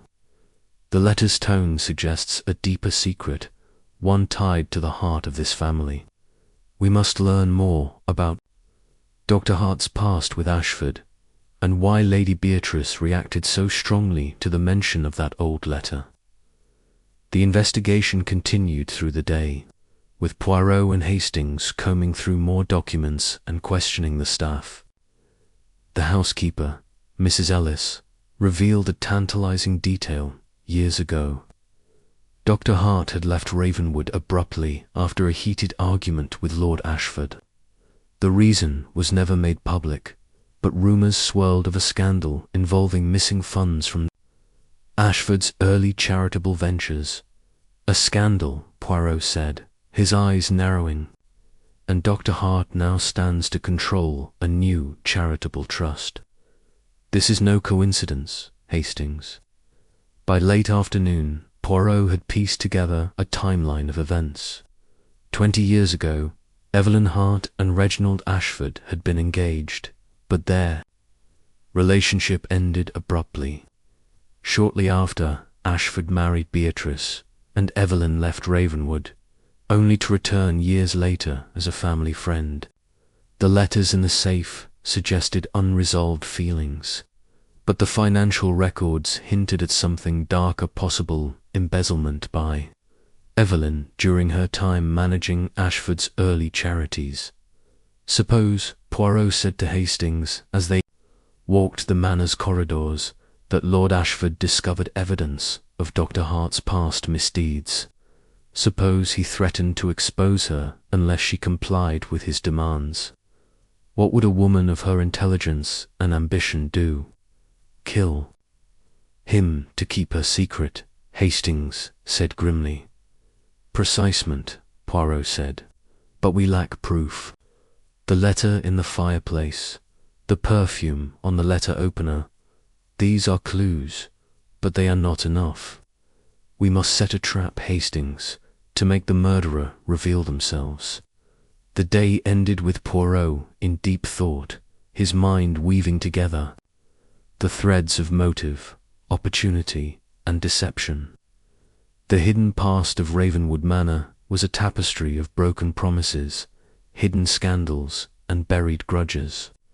Each suspect lady, Beatrice, Charles, Dr. Hart, and even the elusive Victor Langston had a role to play in this drama, but only one had crossed the line into murder. As the sun set, casting long shadows across the manor, Poirot stood once more at the drawing-room window, his silhouette framed against the fading light. The truth is near, Hastings, he said. Softly, but it is like a shadow in the mist. One must approach it with care, lest it slip away. Hastings nodded, though his expression was one of frustration. I just hope we catch this murderer before they strike again. Poirot's smile was faint but confident. Have faith, mon ami. Hercule Poirot does not fail. The hidden past will be revealed, and the murderer will face justice. Of that I am certain. The mist outside thickened, wrapping Ravenwood Manor in a shroud of secrets. But within, Poirot's little grey cells were at work, unravelling the truth one thread at a time. The stage was set, the trap was forming, and the sneakiest murderer in Agatha Christie's world would soon find themselves outwitted by the brilliance of Hercule Poirot. Chapter 6. The red herring The Rain had not relented since the night of Lord Ashford's murder, and Ravenwood Manor seemed to sag under the weight of its own secrets. The air was thick with the scent of damp wood and the faint, lingering temps of smoke from the manor's many fireplaces. Hercule Poirot stood by the tall, arched window of the drawing-room, his hands clasped behind his back, his sharp eyes scanning the sodden grounds beyond. The manicured lawns had turned to a muddy quagmire, and the distant woods loomed like a wall of shadow under the grey sky.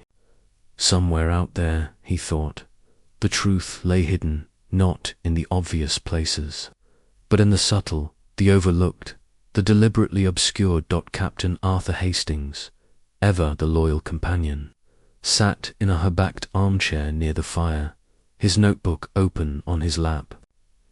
His pen hovered over the page, but his gaze kept drifting to Poirot, who had been unusually silent since breakfast. The local police, under the command of Inspector Grayson, had been bustling about the manor all morning, their heavy boots tracking mud across the polished floors. Grayson, a stout man with a bristling moustache and a penchant for jumping to conclusions, had just returned from questioning the manor's groundskeeper, a wiry old man named Tompkins. The inspector's face was flushed with the excitement of a new lead, and he had wasted no time in sharing it with Poirot. Monsieur Poirot, Grayson said, striding into the drawing-room with an air of self-importance. We've got something. Solid at last. Tompkins saw a cloaked figure fleeing the manor grounds last night, just after the storm broke. A vagrant, no doubt some drifter who saw an opportunity to rob the place and got more than he bargained for. I've got my men scouring the woods for him now. Poirot turned slowly from the window, his head tilted slightly, his moustache twitching, as if suppressing a smile. A cloaked figure, you say, Inspector? Most intriguing. And this Tompkins, he is certain of what he saw. Clear as day, Grayson replied, puffing out his chest. Well, clear as night, I suppose, given the hour. Tompkins was checking the stables around midnight when he saw the figure dart across the lawn toward the woods, wearing a dark cloak, hood up, moving fast. Sounds like our man, doesn't it? Perhaps, Poirot said, his tone measured. And yet, Inspector, I find it curious that this figure, so conveniently cloaked, should choose to flee in such a manner as to be seen by the groundskeeper. It is almost as if he paused, his eyes glinting, as if it were meant to be noticed. Grayson frowned, clearly unsettled by Poirot's skepticism. What are you getting at, Poirot? You think Tompkins is lying? Not lying, no, Poirot said, waving a hand dismissively. But perhaps mistaken. The night was dark, the storm was fierce. A man's eyes, they can play tricks, Nan. Tell me, Inspector, did Tompkins describe this figure in detail? The height, the build, the manner of movement. Grayson hesitated, his confidence wavering. Well, he didn't get a good look, naturally.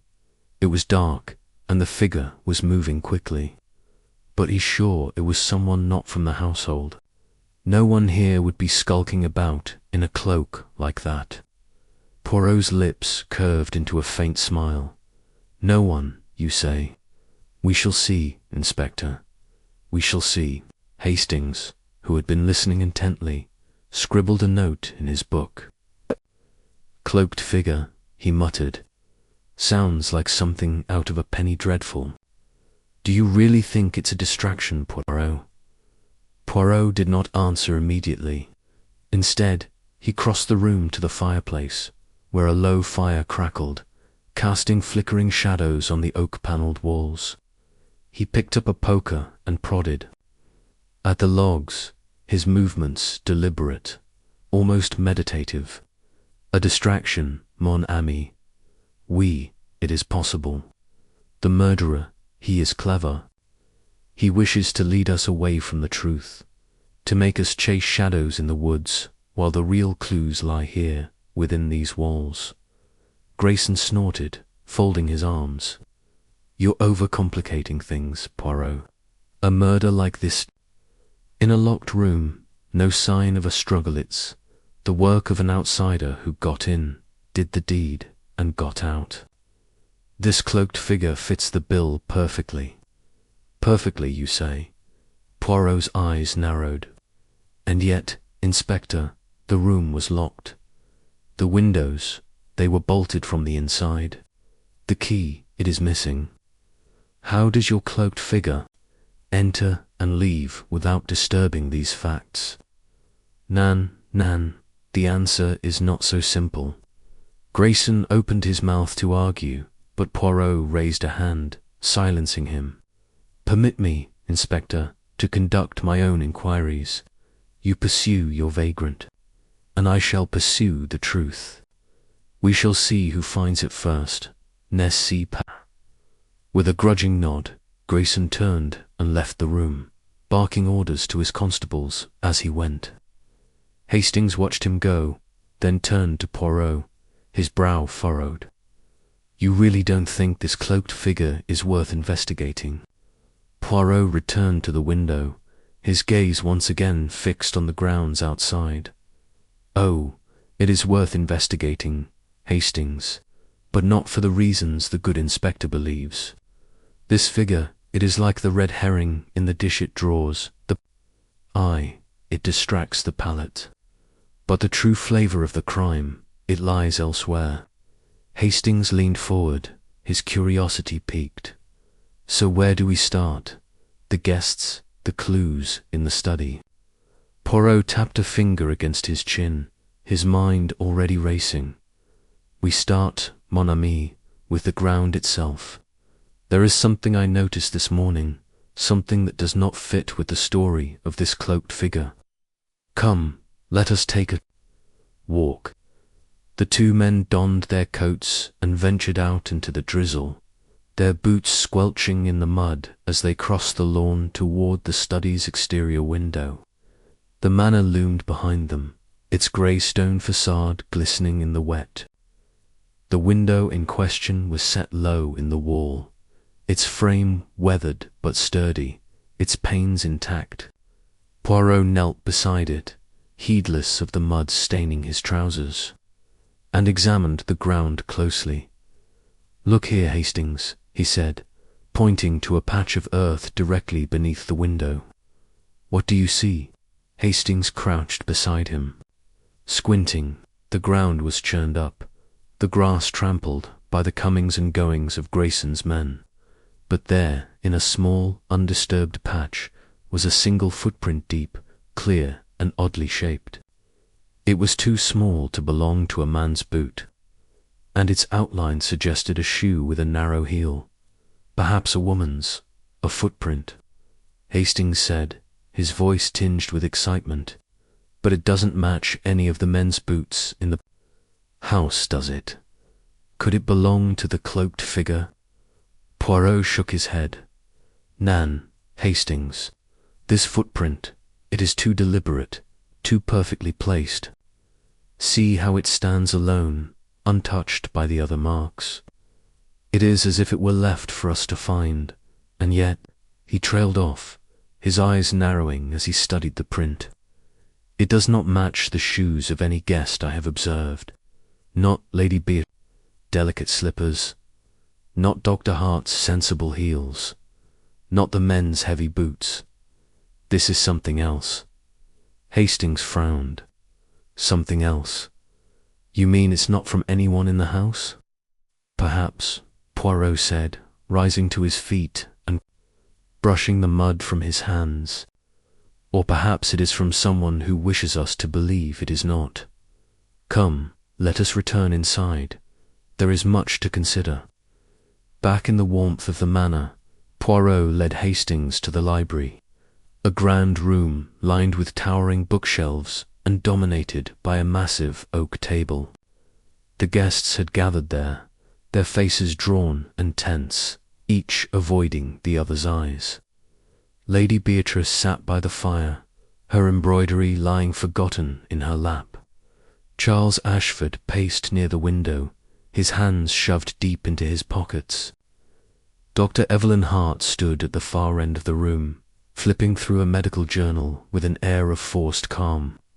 Victor Langston, the mysterious guest, lounged in an armchair, a glass of brandy in his hand, his dark eyes watching everyone with a faint smirk. Poirot's entrance drew their attention, and the room fell silent.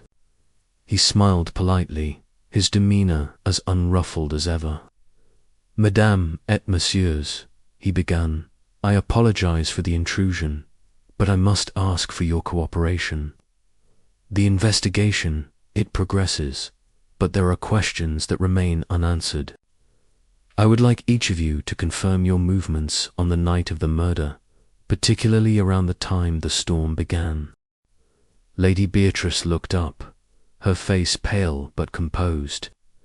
"I've already told you, Monsieur Poirot. I was in my room, preparing for bed. I heard the storm, but I saw nothing unusual." "And you, Monsieur Charles?" Poirot asked, turning to the young man. Charles stopped pacing, his jaw tightening. "I was in the billiard room with the butler, Jenkins. We played a few rounds, then I went to bed. I didn't hear anything until the commotion this morning." Poirot nodded, his expression unreadable. "And you, Dr. Hart?" Evelyn Hart closed her journal with a snap, her green eyes meeting Poirot's without flinching. "I was here, in the library, reading. I often stay up late with a book. I didn't see or hear anything out of the ordinary." "And you, Monsieur Langston?" Poirot's gaze shifted to the man in the armchair. Langston took a slow sip of his brandy, his smirk widening. "I was out for a walk, Poirot. I like the rain, it clears the head. I was in the gardens when the storm hit. Then I came back inside and went to bed." Poirot's eyebrows rose slightly. "A walk, in such weather, most unusual." Langston shrugged. I'm an unusual man. The room lapsed into silence again, the tension palpable. Hastings, standing by Poirot's side, could feel the weight of their secrets pressing down on them. Each guest a potential liar, each story a potential fabrication. He glanced at Poirot, hoping for a clue to his friends' thoughts, but Poirot's face was as inscrutable as ever. "Thank you," Poirot said at last, bowing slightly. "Your cooperation is most appreciated. I shall trouble you no further for now." As the guests dispersed, Hastings followed Poirot back to the drawing room, his mind buzzing with questions. "What do you make of it, Poirot? Their stories haven't changed, but you don't seem convinced." Poirot settled into an armchair, his fingers steepled before him. "They are consistent, yes, but consistency, it is not always the mark of truth. Each of them, they tell me what they wish me to believe, but their eyes, their hands, their voices, they betray them. There is fear here, Hastings, and guilt, but whose? And the footprint?" Hastings pressed. "You said it didn't match anyone's shoes." "We, and that is what troubles me," Poirot said. "It is too perfect, too deliberate. It is as if the murderer wished us to find it, to lead us away from the truth. A red herring, Hastings. Just like the cloaked figure." Hastings leaned forward, his voice low. "So you think the murderer planted the footprint?" "Perhaps," Poirot said, his eyes gleaming. "Or perhaps it is a mistake, a slip of the foot, if you will. But it tells us something important.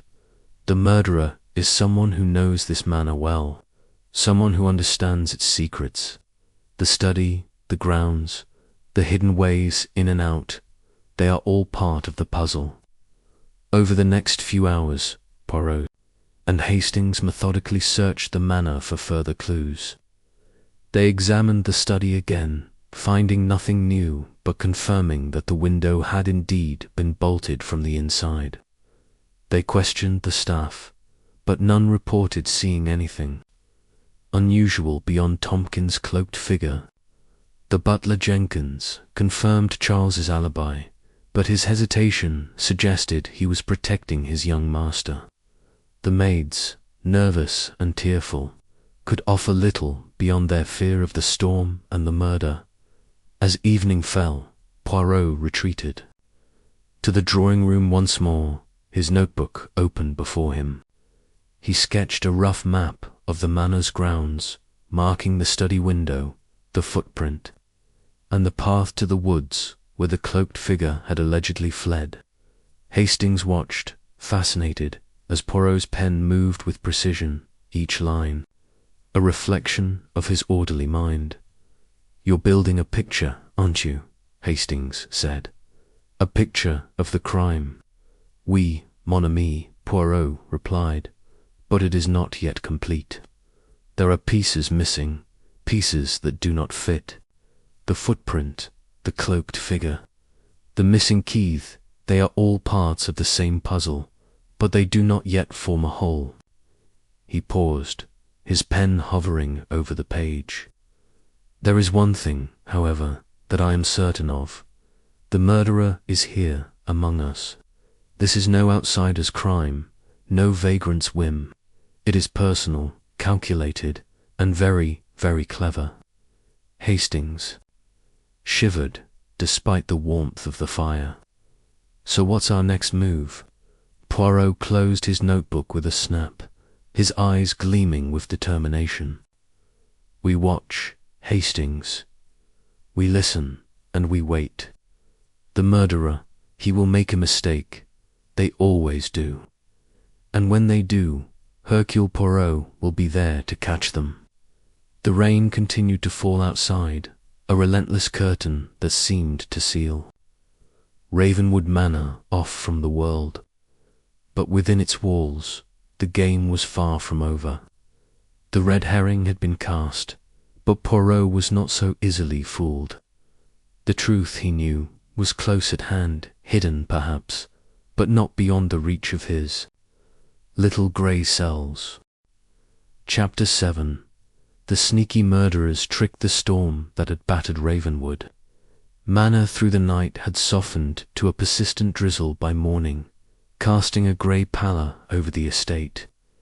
The air was heavy with dampness, and the sprawling grounds, usually vibrant with manicured lawns and blooming rosebeds, seemed to sag under the weight of the previous night's tragedy. Inside the manor, the atmosphere was no less oppressive. The murder of Lord Reginald Ashford had left the household in a state of suspended animation, each guest moving cautiously, as if any sudden gesture might unravel the fragile veneer of civility. Hercule Poirot stood in the grand library, his small, precise figure a stark contrast to the towering bookshelves that lined the walls. The room smelled faintly of old leather and polished wood. But there was a new scent now, one that lingered like an unwelcome guest: suspicion. Poirot's sharp eyes scanned the room, taking in every detail: the heavy velvet curtains, the ornate fireplace, the rows of leather-bound volumes that seemed to whisper secrets of their own. His hands were clasped behind his back, his head tilted slightly as he considered the puzzle before him. The murder in the study was no ordinary crime. It was a performance, a carefully orchestrated act designed to mislead, and Poirot, with his unerring instinct for the truth, was determined to uncover the sleight of hand. Captain Arthur Hastings, ever the loyal companion, stood near the window, peering out at the sodden grounds. His brow was furrowed, his broad shoulders tense with the weight of the investigation.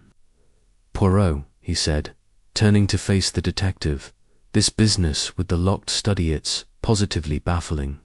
No windows open, no sign of forced entry. How could anyone have gotten in or out without leaving a trace?" Poirot's moustache twitched, a sign that his mind was already several steps ahead. "Mon ami," he replied, his voice calm but laced with a quiet intensity, "the absence of evidence is itself a form of evidence. The murderer wishes us to believe the impossible, but Hercule Poirot does not believe in impossibilities. The study was not impenetrable. It was merely made to appear so." Hastings frowned, his practical mind grappling with Poirot's cryptic words. But the door was locked from the inside, and the key was missing. "Surely that points to someone within the household." "Precisement," Poirot said, raising a finger. "But it is not enough to know the who. We must understand the how and the why. The method of this crime is as important as the motive, for it reveals the mind of the killer, and this killer, Hastings, is one who delights in deception." Poirot's attention shifted to a small table near the fireplace, where Inspector Grayson had left a collection of evidence gathered from the study. The items were few but significant. The letter opener, now cleaned of blood but still gleaming with menace. The broken pocket watch, its hands frozen at 11:15 p.m. The charred remains of a letter, its words barely legible, and a single, curious item, small vial containing a trace of liquid that Poirot had insisted be preserved. The local police had dismissed it as unimportant, likely a spilled perfume or cleaning solution. But Poirot's instincts told him otherwise. He picked up the letter opener, holding it delicately between his gloved fingers. The blade was slender, its handle intricately carved with a floral motif. It was an elegant weapon, chosen perhaps for its accessibility rather than its lethality. Poirot turned it over, examining every angle, then brought it closer to his face. His nose twitched almost imperceptibly. "Hastings," he said, his voice low, "what do you smell?" Hastings, caught off guard, leaned forward and sniffed cautiously. "Nothing, Poirot. It's been cleaned, hasn't it? The police said they wiped it down to check for fingerprints. They cleaned it, Poirot murmured, his eyes narrowing, but not thoroughly enough. There is a scent, faint but unmistakable. A perfume, perhaps, delicate, floral, with a hint of jasmine. It is not the scent of a man, I think. Hastings' eyes widened. A woman, then.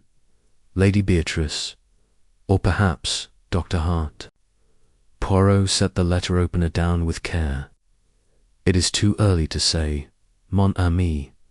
A scent is not a signature, but it is a clue. The murderer was careless in this one small detail, and that carelessness will be their undoing. He moved to the fireplace, where the half-burned letter lay in a small evidence bag. The paper was brittle, its edges blackened, but fragments of handwriting remained. Poirot held it up to the light, his keen eyes deciphering the faint loops and curls. The words are incomplete, he said, but they tell a story. You cannot hide. Your betrayal, the truth, the rest is lost to the flames. But it is enough to suggest a motive. Lord Ashford knew something dangerous enough to cost him his life. Hastings rubbed his chin, his mind racing to keep up. Blackmail, then? You said yesterday you suspected Ashford was pressuring someone. Could this letter be proof? Proof? Poirot's lips curved into a faint smile. Not yet, Hastings. But it is a thread in the tapestry, and we shall follow it. The letter was burned to conceal its contents, but the act of burning it reveals the murderer's fear. They wished to destroy the evidence, but they could not destroy the truth. Door to the library creaked open, and Inspector Grayson entered, his heavy boots thudding against the polished floor. He was a stout man with a nonsense demeanor, his face lined with the weariness of a long career in law enforcement. Mr. Poirot, he said, his tone a mix of respect and impatience, I've just spoken with the groundskeeper again. He's certain he saw that cloaked figure running toward the woods last night. I've got men combing the area now.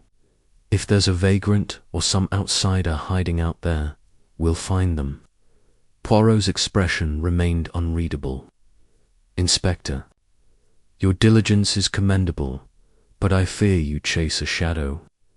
The cloaked figure is a distraction, a red herring meant to lead us away from the truth. The murderer is not a stranger who fled into the night. They are here, among us, hiding in plain sight. Grayson bristled, his cheeks reddening. With all due respect, sir, you can't dismiss a witness's testimony. That figure was seen, and it matches the timeline of the murder. Does it? Poirot asked, his voice sharp. The groundskeeper saw this figure at what time? Grayson hesitated, flipping open his notebook. Around midnight, he says. Maybe a bit later. And yet, Poirot continued. The pocket watch found in the study was stopped at 11:15 p.m. if the murder occurred at that time, as the watch suggests. Why would the murderer linger for nearly an hour before fleeing? None, Inspector. The figure is a fiction, a costume worn to confuse us. Grayson opened his mouth to argue, but Poirot raised a hand, silencing him. Permit me to examine the study once more, Inspector. There is something I must confirm. The three men made their way down the corridor to the study, a room now sealed off by police tape. The heavy oak door was still locked, though the key had not been found. Grayson produced a spare from the butler, and they stepped inside. The study was, as they had left it, the desk where Lord Ashford's body had been found. The chair slightly askew, the heavy curtains drawn against the storm. The air was stale, tinged with the faint metallic scent of blood. Poirot moved with purpose, his eyes scanning the room with the precision of a hawk. He paused at the desk, then turned his attention to the walls. The study was panelled in dark wood, its surface polished to a mirror-like sheen. Poirot ran his fingers along the panels, pressing gently, listening for any telltale clicks. Hastings and Grayson watched, puzzled, as he methodically worked his way around the room. "Poirot, what are you looking for?" Hastings asked, unable to contain his curiosity. Poirot did not answer immediately.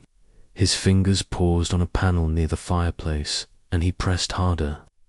There was a soft thud, and a section of the wall slid inward, revealing a narrow compartment. Inside was a small leather-bound notebook, its pages yellowed with age. "Good heavens!" Hastings exclaimed. "A hidden panel. How did you know?" Poirot's eyes gleamed with satisfaction. "The study, Hastings, is the heart of this manor, and every heart has its secrets. A man like Lord Ashford, who dealt in secrets, would have a place to keep them safe. This panel was not difficult to find, once one knows to look." He opened the notebook, flipping through its pages. The entries were written in Ashford's precise hand, detailing financial transactions, charitable contributions, and most intriguingly a series of coded references to E.H. and the Trust. Poirot's brow furrowed as he read, his mind piecing together the implications. E.H. Hastings said, peering over Poirot's shoulder. "Could that be Dr. Evelyn Hart?" "Perhaps," Poirot said, closing the notebook, "but we must not leap to conclusions. This notebook suggests that Lord Ashford was involved in something complex, something that may have threatened someone close to him. The murderer knew of this panel, I am certain. They did not use it to enter or exit the study, but they knew its secrets." Grayson, who had been silent, spoke up. "If this panel was used, it changes everything. The locked door, the missing key, it could all be a ruse." "Oui, Inspector," Poirot said. "The locked door was meant to make us believe the impossible, but the truth is simpler. The murderer entered and left through the door, locking it behind them with a key they later disposed of. The panel, however, tells us something else. The murderer is someone who knows the manor intimately, someone who has been here before, perhaps many times." The revelation hung in the air, heavy with implication. The household was small, the suspects few. Lady Beatrice, Charles, Dr. Hart, Victor Langstonage had ties to the manor. But who among them had the knowledge and the motive to orchestrate such a crime? As they left the study, Poirot's mind was alight with possibilities. The perfume, on the letter opener, the hidden panel, the coded notebook, all were pieces of a puzzle that was slowly taking shape. The murderer was clever, but they had made mistakes. The scent of jasmine, the burned letter, the panel, they were cracks in the facade, and Poirot would exploit them. Back in the library, Poirot sat at the table, the evidence spread before him. He picked up the vial of liquid once more, it and inhaling deeply. The scent was unmistakable now, the same jasmine-tinged perfume that clung to the letter opener. It was a small detail, but to Poirot it was as loud as a shout. "Hastings," he said, his voice quiet but firm, "we are dealing with a murderer who is both bold and cautious. They take risks, but they cover their tracks with care.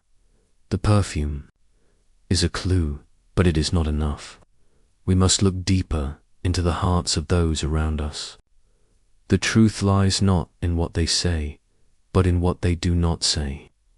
Hastings nodded, though he felt as if he were chasing shadows. "What's our next move, then?" Poirot's eyes twinkled with the spark of a plan. "We observe, mon ami. We watch, we listen, and we wait. The murderer believes they have outwitted us, but they do not know Hercule Poirot. They will make another mistake, and when they do, we shall be ready. The day passed in a blur of interviews and observations. Poirot moved among the guests like a ghost, his presence unobtrusive but inescapable. Lady Beatrice, pale and withdrawn, sat in the drawing-room, her hands trembling as she sipped tea. Charles paced the halls, his usual arrogance tempered by a nervous energy. Dr. Hart, ever composed, spent much of the day in the library, poring over medical journals as if nothing had happened. Victor Langston, the enigmatic guest, kept to himself, his sharp eyes watching everyone and everything. Poirot noted every detail, the way Lady Beatrice avoided meeting his gaze, the way Charles's fingers twitched when asked about his father's will, the way Dr. Hart's hand lingered on a book when Poirot mentioned the hidden panel. Langston, too, was not immune to scrutiny. His aloof demeanor seemed calculated, as if he were playing a part. By evening, the manor was cloaked in a tense silence. The guests gathered for dinner, their conversation stilted and forced. Poirot sat at the head of the table, his presence commanding despite his small stature. He spoke little, but his eyes missed nothing. When Dr. Hart excused herself to fetch a shawl, Poirot noted the faint scent of jasmine that lingered in her wake. When Charles spilled his wine, his hand shaking, Poirot saw the fear in his eyes. When Langston made a cryptic remark about debts unpaid, Poirot filed it away for later. As the meal ended, Poirot rose, his voice cutting through the murmur of conversation. "Madame, et messieurs," he said, "the events of last night have left us all in shadow. But rest assured, Hercule Poirot does not work in darkness. The truth is close, closer than you may think. I ask only that you remain vigilant, for the murderer is among us, and they will not escape justice."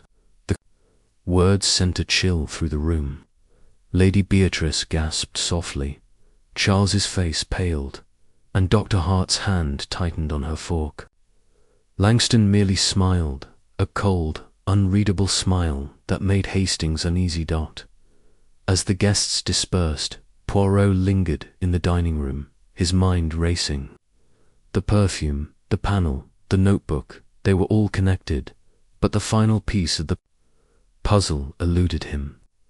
He knew the murderer was cunning, their plan meticulous, but no one was perfect. There was always a flaw, a misstep, a moment of weakness, and Poirot would find it.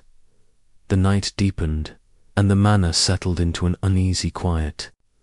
Poirot retired to his room, but sleep was far from his mind. He sat at a small desk, a single candle casting flickering shadows across his notebook. He wrote methodically, listing each clue, each suspect, each possibility. The perfume pointed to a woman, but it could be a deliberate misdirection. The panel suggested intimate knowledge of the manor, but who among the guests had such familiarity? The notebook hinted at financial misconduct, but whose secrets were worth killing for?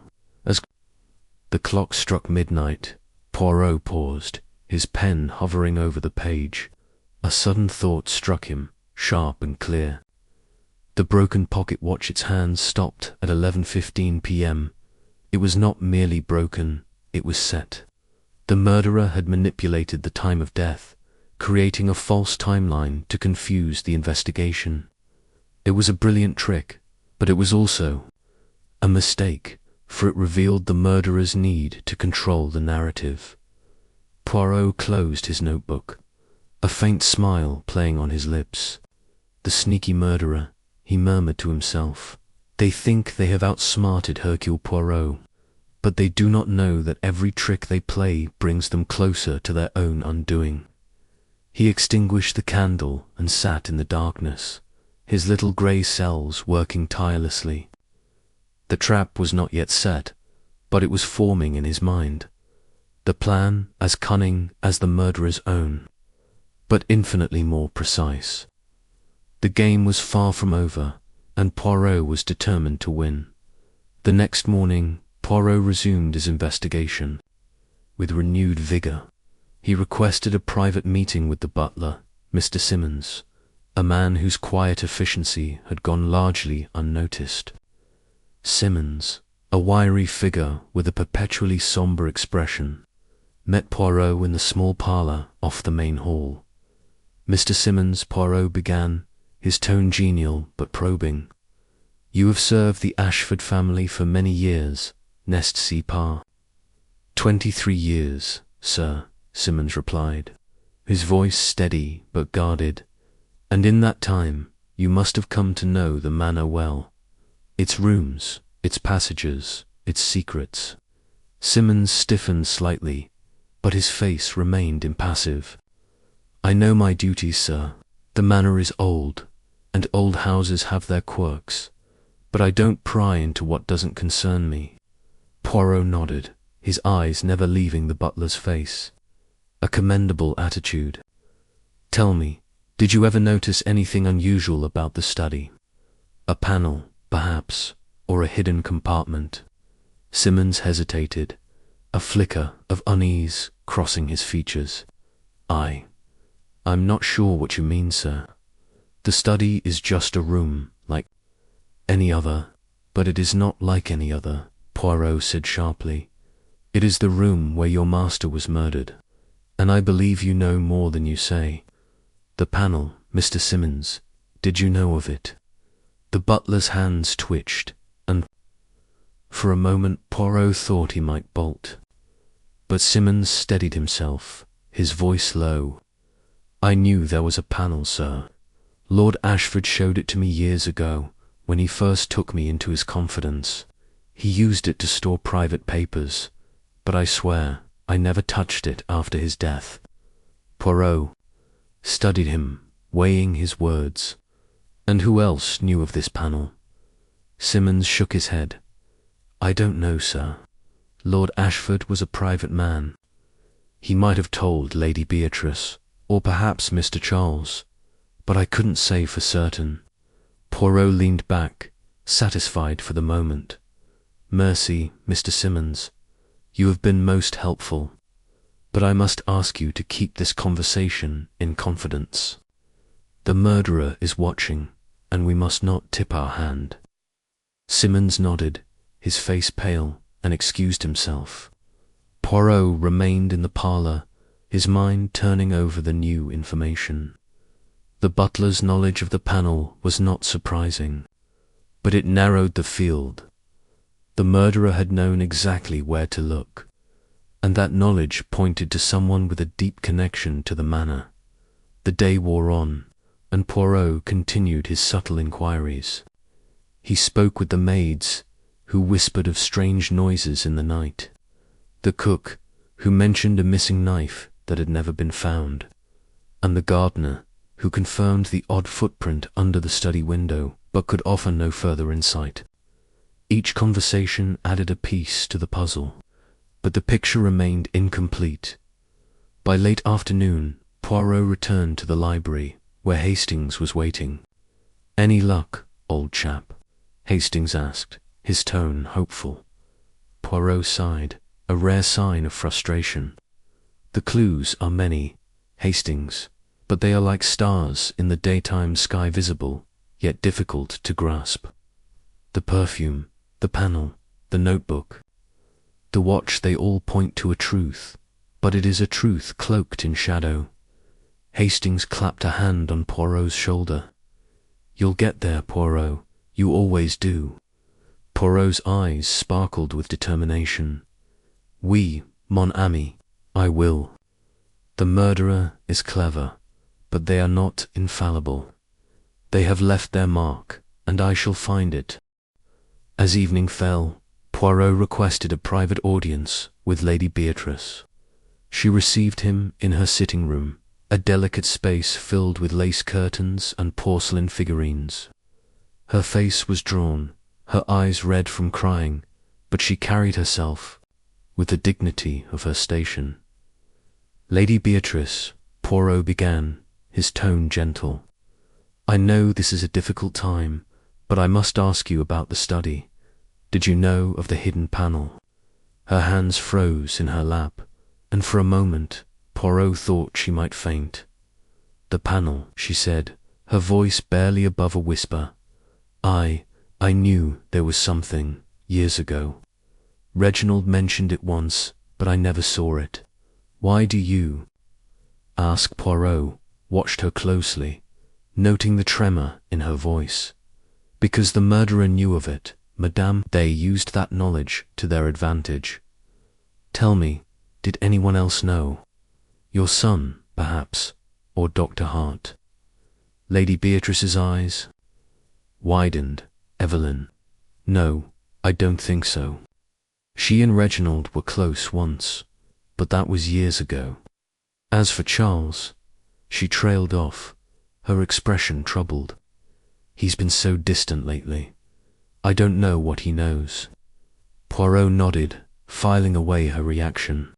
"And the perfume, Madame, do you wear a scent with jasmine?" She looked startled. "Jasmine, no, I prefer lavender." "Why do you ask?" "A detail, nothing more," Poirot said smoothly. "Mercy, Lady Beatrice, you have been most helpful." As he left the sitting room, Poirot's mind was racing. Lady Beatrice's denial of the jasmine perfume was convincing, but it did not rule her out. The scent could be a deliberate plant, meant to mislead, or it could point to Dr. Hart, whose composure had begun to crack under Poirot's scrutiny. The final piece of the day's investigation came unexpectedly. As Poirot and Hastings walked the grounds, inspecting the footprint under the study window, once more they were approached by one of the maids, a young woman named Clara. She was nervous, her hands twisting in her apron. "Mr. Poirot, sir," she said, her voice trembling. "I don't know if it's important, but I saw something last night. I didn't want to say before, with the police and all, but I saw Dr. Hart in the corridor near the study, just before midnight. She was carrying something, a cloth or a rag, and she looked frightened." Poirot's eyes narrowed. "You are certain it was Dr. Hart?" Clara nodded vigorously. "Yes, sir, I know it was her. She didn't see me, but I saw her, clear as day." Poirot thanked her and sent her on her way, his mind buzzing with this new information. Dr. Hart in the corridor, with a cloth perhaps, the one used to wipe the letter opener clean. It was not proof, but it was another thread in the tapestry that night. As the manor settled into an uneasy sleep, Poirot sat once more at his desk, his candle casting long shadows across the room. He reviewed his notes, his mind weaving together. The clues, the perfume, the panel, the notebook, the watch, the footprint, the maid's testimony, they were all part of the murderous trick. A carefully constructed illusion designed to obscure the truth. But Poirot was no stranger to illusions. He would strip them away, layer by layer, until the murderer stood revealed. The sneaky murderer had played their hand well, but they had underestimated Hercule Poirot. The trap was not yet set, but it was close, and when it sprang, there would be no escape. Chapter 8. A dangerous discovery. The air at Ravenwood Manor hung heavy with suspicion, the kind that settles into the bones of an old house and makes every creak of the floorboards feel like a whispered accusation. The storm that had battered the estate the previous night had subsided, leaving behind a damp chill that clung to the walls and seeped into the very fabric of the place. Hercule Poirot, ever immaculate in his pressed suit and polished shoes, stood in the grand hallway, his moustache twitching slightly as he surveyed the scene before him. The guests, still reeling from the shock of Lord Ashford's murder, moved about with the cautious unease of people who knew they were being watched. not just by Poirot, but by each other. Captain Hastings, ever the loyal companion, hovered nearby, his notebook clutched tightly in one hand. His brow was furrowed, a testament to the mental gymnastics he was attempting to keep pace with Poirot's relentless deductions. "I say, Poirot," he murmured, leaning closer so that others wouldn't. "Over here, this place feels like a powder keg. One wrong move, and the whole lot of them might explode." Poirot's eyes gleamed with that familiar spark of intellectual delight. "Oui, mon ami, a powder keg indeed. But it is in such tension that the truth reveals itself. We must watch closely, for the murderer is among us, and they will not remain still for long." The morning had begun with a sombre breakfast, though few had the stomach for the lavish spread of scones, kippers, and marmalade laid out by the manor staff. Lady Beatrice, pale and regal in her morning black, sat at the head of the table, her eyes darting nervously to the empty chair where her late husband would have presided. Charles Ashford, her son, slouched in his seat, his usual swagger subdued by the weight of his father's death, Thor, perhaps by something else entirely. Dr. Evelyn Hart, the family friend and physician, maintained a composed demeanour, her hands steady as she sipped her tea, though Poirot noted the faintest tremor when she set the cup down. Victor Langston, the enigmatic guest whose presence still puzzled Poirot, ate sparingly, his sharp gaze flitting from face to face as if cataloguing their every reaction. The butler, Mr. Simmons, moved silently through the room, refilling teacups and clearing plates with the practiced efficiency of a man accustomed to serving without being noticed. Yet Poirot's eyes lingered on him, too, for no one in Ravenwood Manor was above suspicion.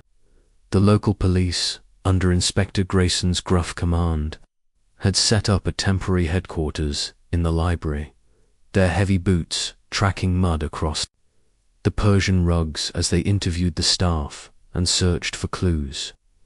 Grayson, a man of blunt manners and blunter intellect, had made it clear he thought Poirot's presence an unnecessary complication, but Poirot paid him no mind. The inspector's focus on an elusive outsider, vagrant or thief, he insisted was a distraction, and Poirot had no patience for distractions. As the household dispersed after breakfast, Poirot beckoned Hastings to follow him to the conservatory, a glass-walled haven filled with exotic plants and the faint scent of damp earth. The space was quiet, save for the soft patter of condensation dripping from the glass ceiling, and it offered a respite from the prying eyes of the manor's inhabitants. Poirot paced slowly along the gravel path, his hands clasped behind his back, his mind clearly elsewhere. "Hastings," he said at last, his voice low and deliberate, "we are at a critical juncture. The murderer has struck once, and they have done so with precision. But such a mind, it does not rest easy. They will act again, either to cover their tracks or to eliminate a threat. We must be vigilant." Hastings nodded, though his expression betrayed his confusion. "But Poirot, we've got precious little to go on. The locked study, the missing key, that blasted broken watchets, all so confoundedly vague. And now you're saying there might be another attempt." "Precisement," Poirot replied, his eyes narrowing. "The watch, the letter, the footprint, these are not mere details, mon ami. They are the threads of a tapestry, and we must weave them together to see the full picture. But first, we must observe the players in this drama. Their actions, their words, their silences will betray the guilty." Their conversation was interrupted by a sudden commotion from the hallway. Raised voices echoed through the manor, sharp and heated, drawing Poirot and Hastings back toward the source. As they approached, they saw Charles Ashford and Victor Langston, standing near the foot of the grand staircase, their faces flushed with anger. Charles's hands were balled into fists, his posture aggressive, while Langston stood with a cool, almost mocking detachment, his arms crossed casually over his chest. "You think you can waltz in here and make demands," Charles was saying, his voice loud enough to draw the attention of a passing maid, who quickly scurried away. "I know your type, Langston. You're nothing but a leech, clinging to my father's generosity until it ran dry." Langston's lips curled into a thin smile, but his eyes were cold. "Careful, Charles. You're throwing stones from a very fragile glass house. Your father wasn't exactly singing your praises before he died, was he? Perhaps you should be more concerned about your own secrets than mine." Charles took a step forward, his face darkening, but before he could respond, Poirot stepped between them, his small frame radiating an authority that belied his stature. "Messieurs, s'il vous plaît," he said calmly, raising a hand. "This is neither the time nor the place for such displays. We are all under great strain, Nan. Let us not add to the chaos." Charles glared at Langston for a moment longer before turning on his heel and stalking away, his footsteps echoing down the corridor. Langston watched him go, his expression unreadable, then inclined his head slightly to Poirot. "My apologies, Monsieur Poirot. Tempers are running high, it seems." "Indeed," Poirot replied, his tone neutral but his eyes sharp. "And what, may I ask, was the cause of this disagreement?" Langston shrugged, his nonchalance almost too perfect. "A misunderstanding, nothing more. Charles is upset, naturally, and looking for someone to blame. I happened to be in his line of fire." Poirot nodded, though he made a mental note of Langston's evasiveness. "Very well, Monsieur Langston, but I would advise you to be cautious. In a house such as this, words can be as dangerous as deeds." As Langston excused himself, Hastings leaned in, his voice a whisper. "What do you make of that, Poirot? Sounded like more than a misunderstanding to me." "Oui, Hastings," Poirot murmured, his gaze following Langston's retreating figure. "There is a debt between them. I think a debt of money, or perhaps of something more intangible. We shall see." The day wore on, with Poirot and Hastings moving through the manor like shadows, observing, questioning, and piecing together the fragments of the puzzle. Poirot interviewed the staff, paying particular attention to the butler, Mr. Simmons, whose alibi of playing cards with Charles on the night of the murder seemed conveniently airtight. Simmons was polite, deferential even, but Poirot sensed a guardedness in his responses, as if he were choosing his words with care. Lady Beatrice, meanwhile, remained aloof, spending much of her time in her private sitting room, where she received visitors with a cool formality. When Poirot spoke with her, she maintained her composure, but her hands twisted nervously in her lap when he asked about her relationship with her late husband. "Reginald and I had our differences," she admitted, her voice steady but her eyes distant. "But I loved him, Monsieur Poirot. I would never have wished him harm." Poirot nodded, his expression sympathetic, but his mind catalogued the slight tremor in her voice, the way her gaze flickered toward the window when she spoke of her husband. "Of course, madame," he said gently, "but perhaps you can tell me, did Lord Ashford ever speak of enemies? Someone who might have wished him ill?" Beatrice hesitated, her lips parting as if to speak, then closing again. "No one specific," she said at last. "Reginald was a powerful man. Power attracts envy, does it not?" "Indeed it does," Poirot agreed, though he filed away her hesitation for later consideration. Dr. Evelyn Hart proved a more challenging subject. When Poirot found her in the library, surrounded by medical journals and a cup of cooling tea, she greeted him with a polite but guarded smile. "Monsieur Poirot," she said, setting her book aside, "I suppose you're here to ask me about last night. I've already told Inspector Grayson everything I know, and yet," Poirot said, settling into a chair opposite her, "I find that the truth often reveals itself in the retelling. Indulge me, s'il vous plaît. Where were you when Lord Ashford was killed?" Dr. Hart's expression remained calm, but Poirot noticed the way her fingers tightened around the arm of her chair. "I was here, in the library," she said. "I often read late into the night. It helps me unwind." "And did you hear anything unusual? A cry, perhaps, or the sound of a struggle?" "Nothing," she said firmly. "The storm was loud, Monsieur Poirot. It drowned out everything else." Poirot tilted his head, studying her. "And your relationship with Lord Ashford? You were close, Nan?" Dr. Hart's smile faltered for a fraction of a second.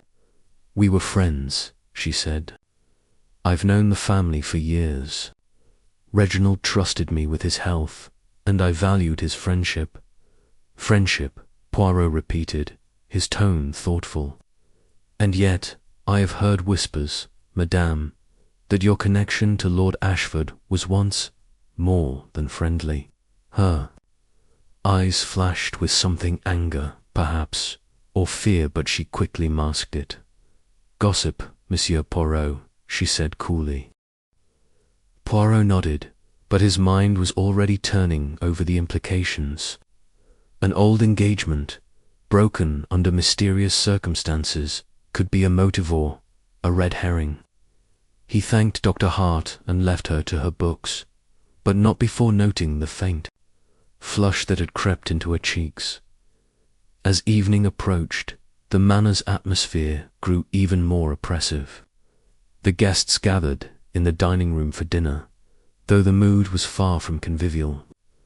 Charles drank heavily, his laughter too loud and his comments too sharp. Lady Beatrice picked at her food, her eyes darting to the door as if expecting her husband's ghost to appear. Dr. Hart maintained her usual composure, though Poirot noticed she avoided looking at Charles. Langston, meanwhile, was a study in contrasts, charming one moment, distant the next. As if playing a role he hadn't quite mastered, it was during the dessert course that the evening took a dangerous turn. A maid, carrying a tray of wine glasses, approached Lady Beatrice with a crystal goblet filled with a deep red vintage. Beatrice reached for it, but before she could take a sip, Poirot's hand shot out, seizing the glass with a speed that startled everyone at the table. "Pardon, Madame," he said, his voice calm but firm, "but I must insist that this wine is not consumed." The room fell silent, all eyes on Poirot. Lady Beatrice stared at him, her face pale. "What is the meaning of this, Monsieur Poirot?" Poirot held the glass to the light, studying the liquid. "Within, a precaution, nothing more," he said, though his tone suggested otherwise. He turned to the maid, who was trembling visibly. "Mademoiselle, who poured this wine?" The maid, a young woman named Clara, stammered, I did, sir. From the decanter in the pantry, as Mr. Simmons instructed." Poirot's eyes narrowed. "And did anyone else handle this glass before you brought it here?" Clara shook her head, her eyes wide with fear. "No, sir, I swear it." Poirot set the glass down carefully and turned to the butler, who had appeared at the edge of the room, drawn by the commotion. "Mr. Simmons, you will accompany me to the pantry. We must examine this decanter at once."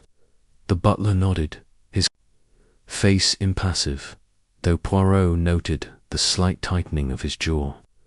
As they left the dining room, Hastings hurried after them, his curiosity piqued. "Good Lord, Poirot," he whispered, "do you really think someone tampered with the wine?" "I think, mon ami," Poirot replied, "that we are dealing with a murderer who is both bold and desperate, and such a person does not hesitate to strike again." In the pantry, Poirot examined the decanter, sniffing the contents carefully. His expression darkened as he detected a faint, bitter undertone beneath the rich aroma of the wine. "Mon Dieu," he murmured, "this is no ordinary vintage." He summoned Dr. Hart, who arrived with her medical bag in hand. At Poirot's request, she tested a small sample of the wine, her face growing grim as she confirmed his suspicions. "It's poisoned," she said quietly. "Aconite, most likely. A small dose could be fatal within minutes." The revelation sent a ripple of fear through the household. Lady Beatrice, shaken but unharmed, retired to her room under the watchful eye of a maid. Charles, sobered by the incident, demanded answers, while Langston watched the proceedings with an unreadable expression. Inspector Grayson, informed of the discovery, blustered about tightening security, but Poirot waved him off, his mind already racing ahead. "Hastings," he said later, as they stood in the quiet of the conservatory once more, "this was no random act. The poison was meant for Lady Beatrice, but why? To silence her, perhaps, or to divert suspicion. The murderer is growing reckless, and that is to our advantage." "But who, Poirot?" Hastings asked, his frustration evident. "Charles, Langston, Dr. Hart, even the butler could be involved. For all we know." Poirot smiled faintly, his eyes gleaming. "All are possible, mon ami, but only one is guilty. The perfume on the letter opener, the hidden panel in the study, the poisoned wine, these are not separate acts, but parts of a single, cunning plan. We must be patient, for the murderer will reveal themselves. They always do." As the night deepened, Poirot sat alone in his room, his notebook open before him. He sketched a timeline of the murder night, cross-referencing alibis and clues. The broken watch, stopped at 11:15 p.m., nagged at him.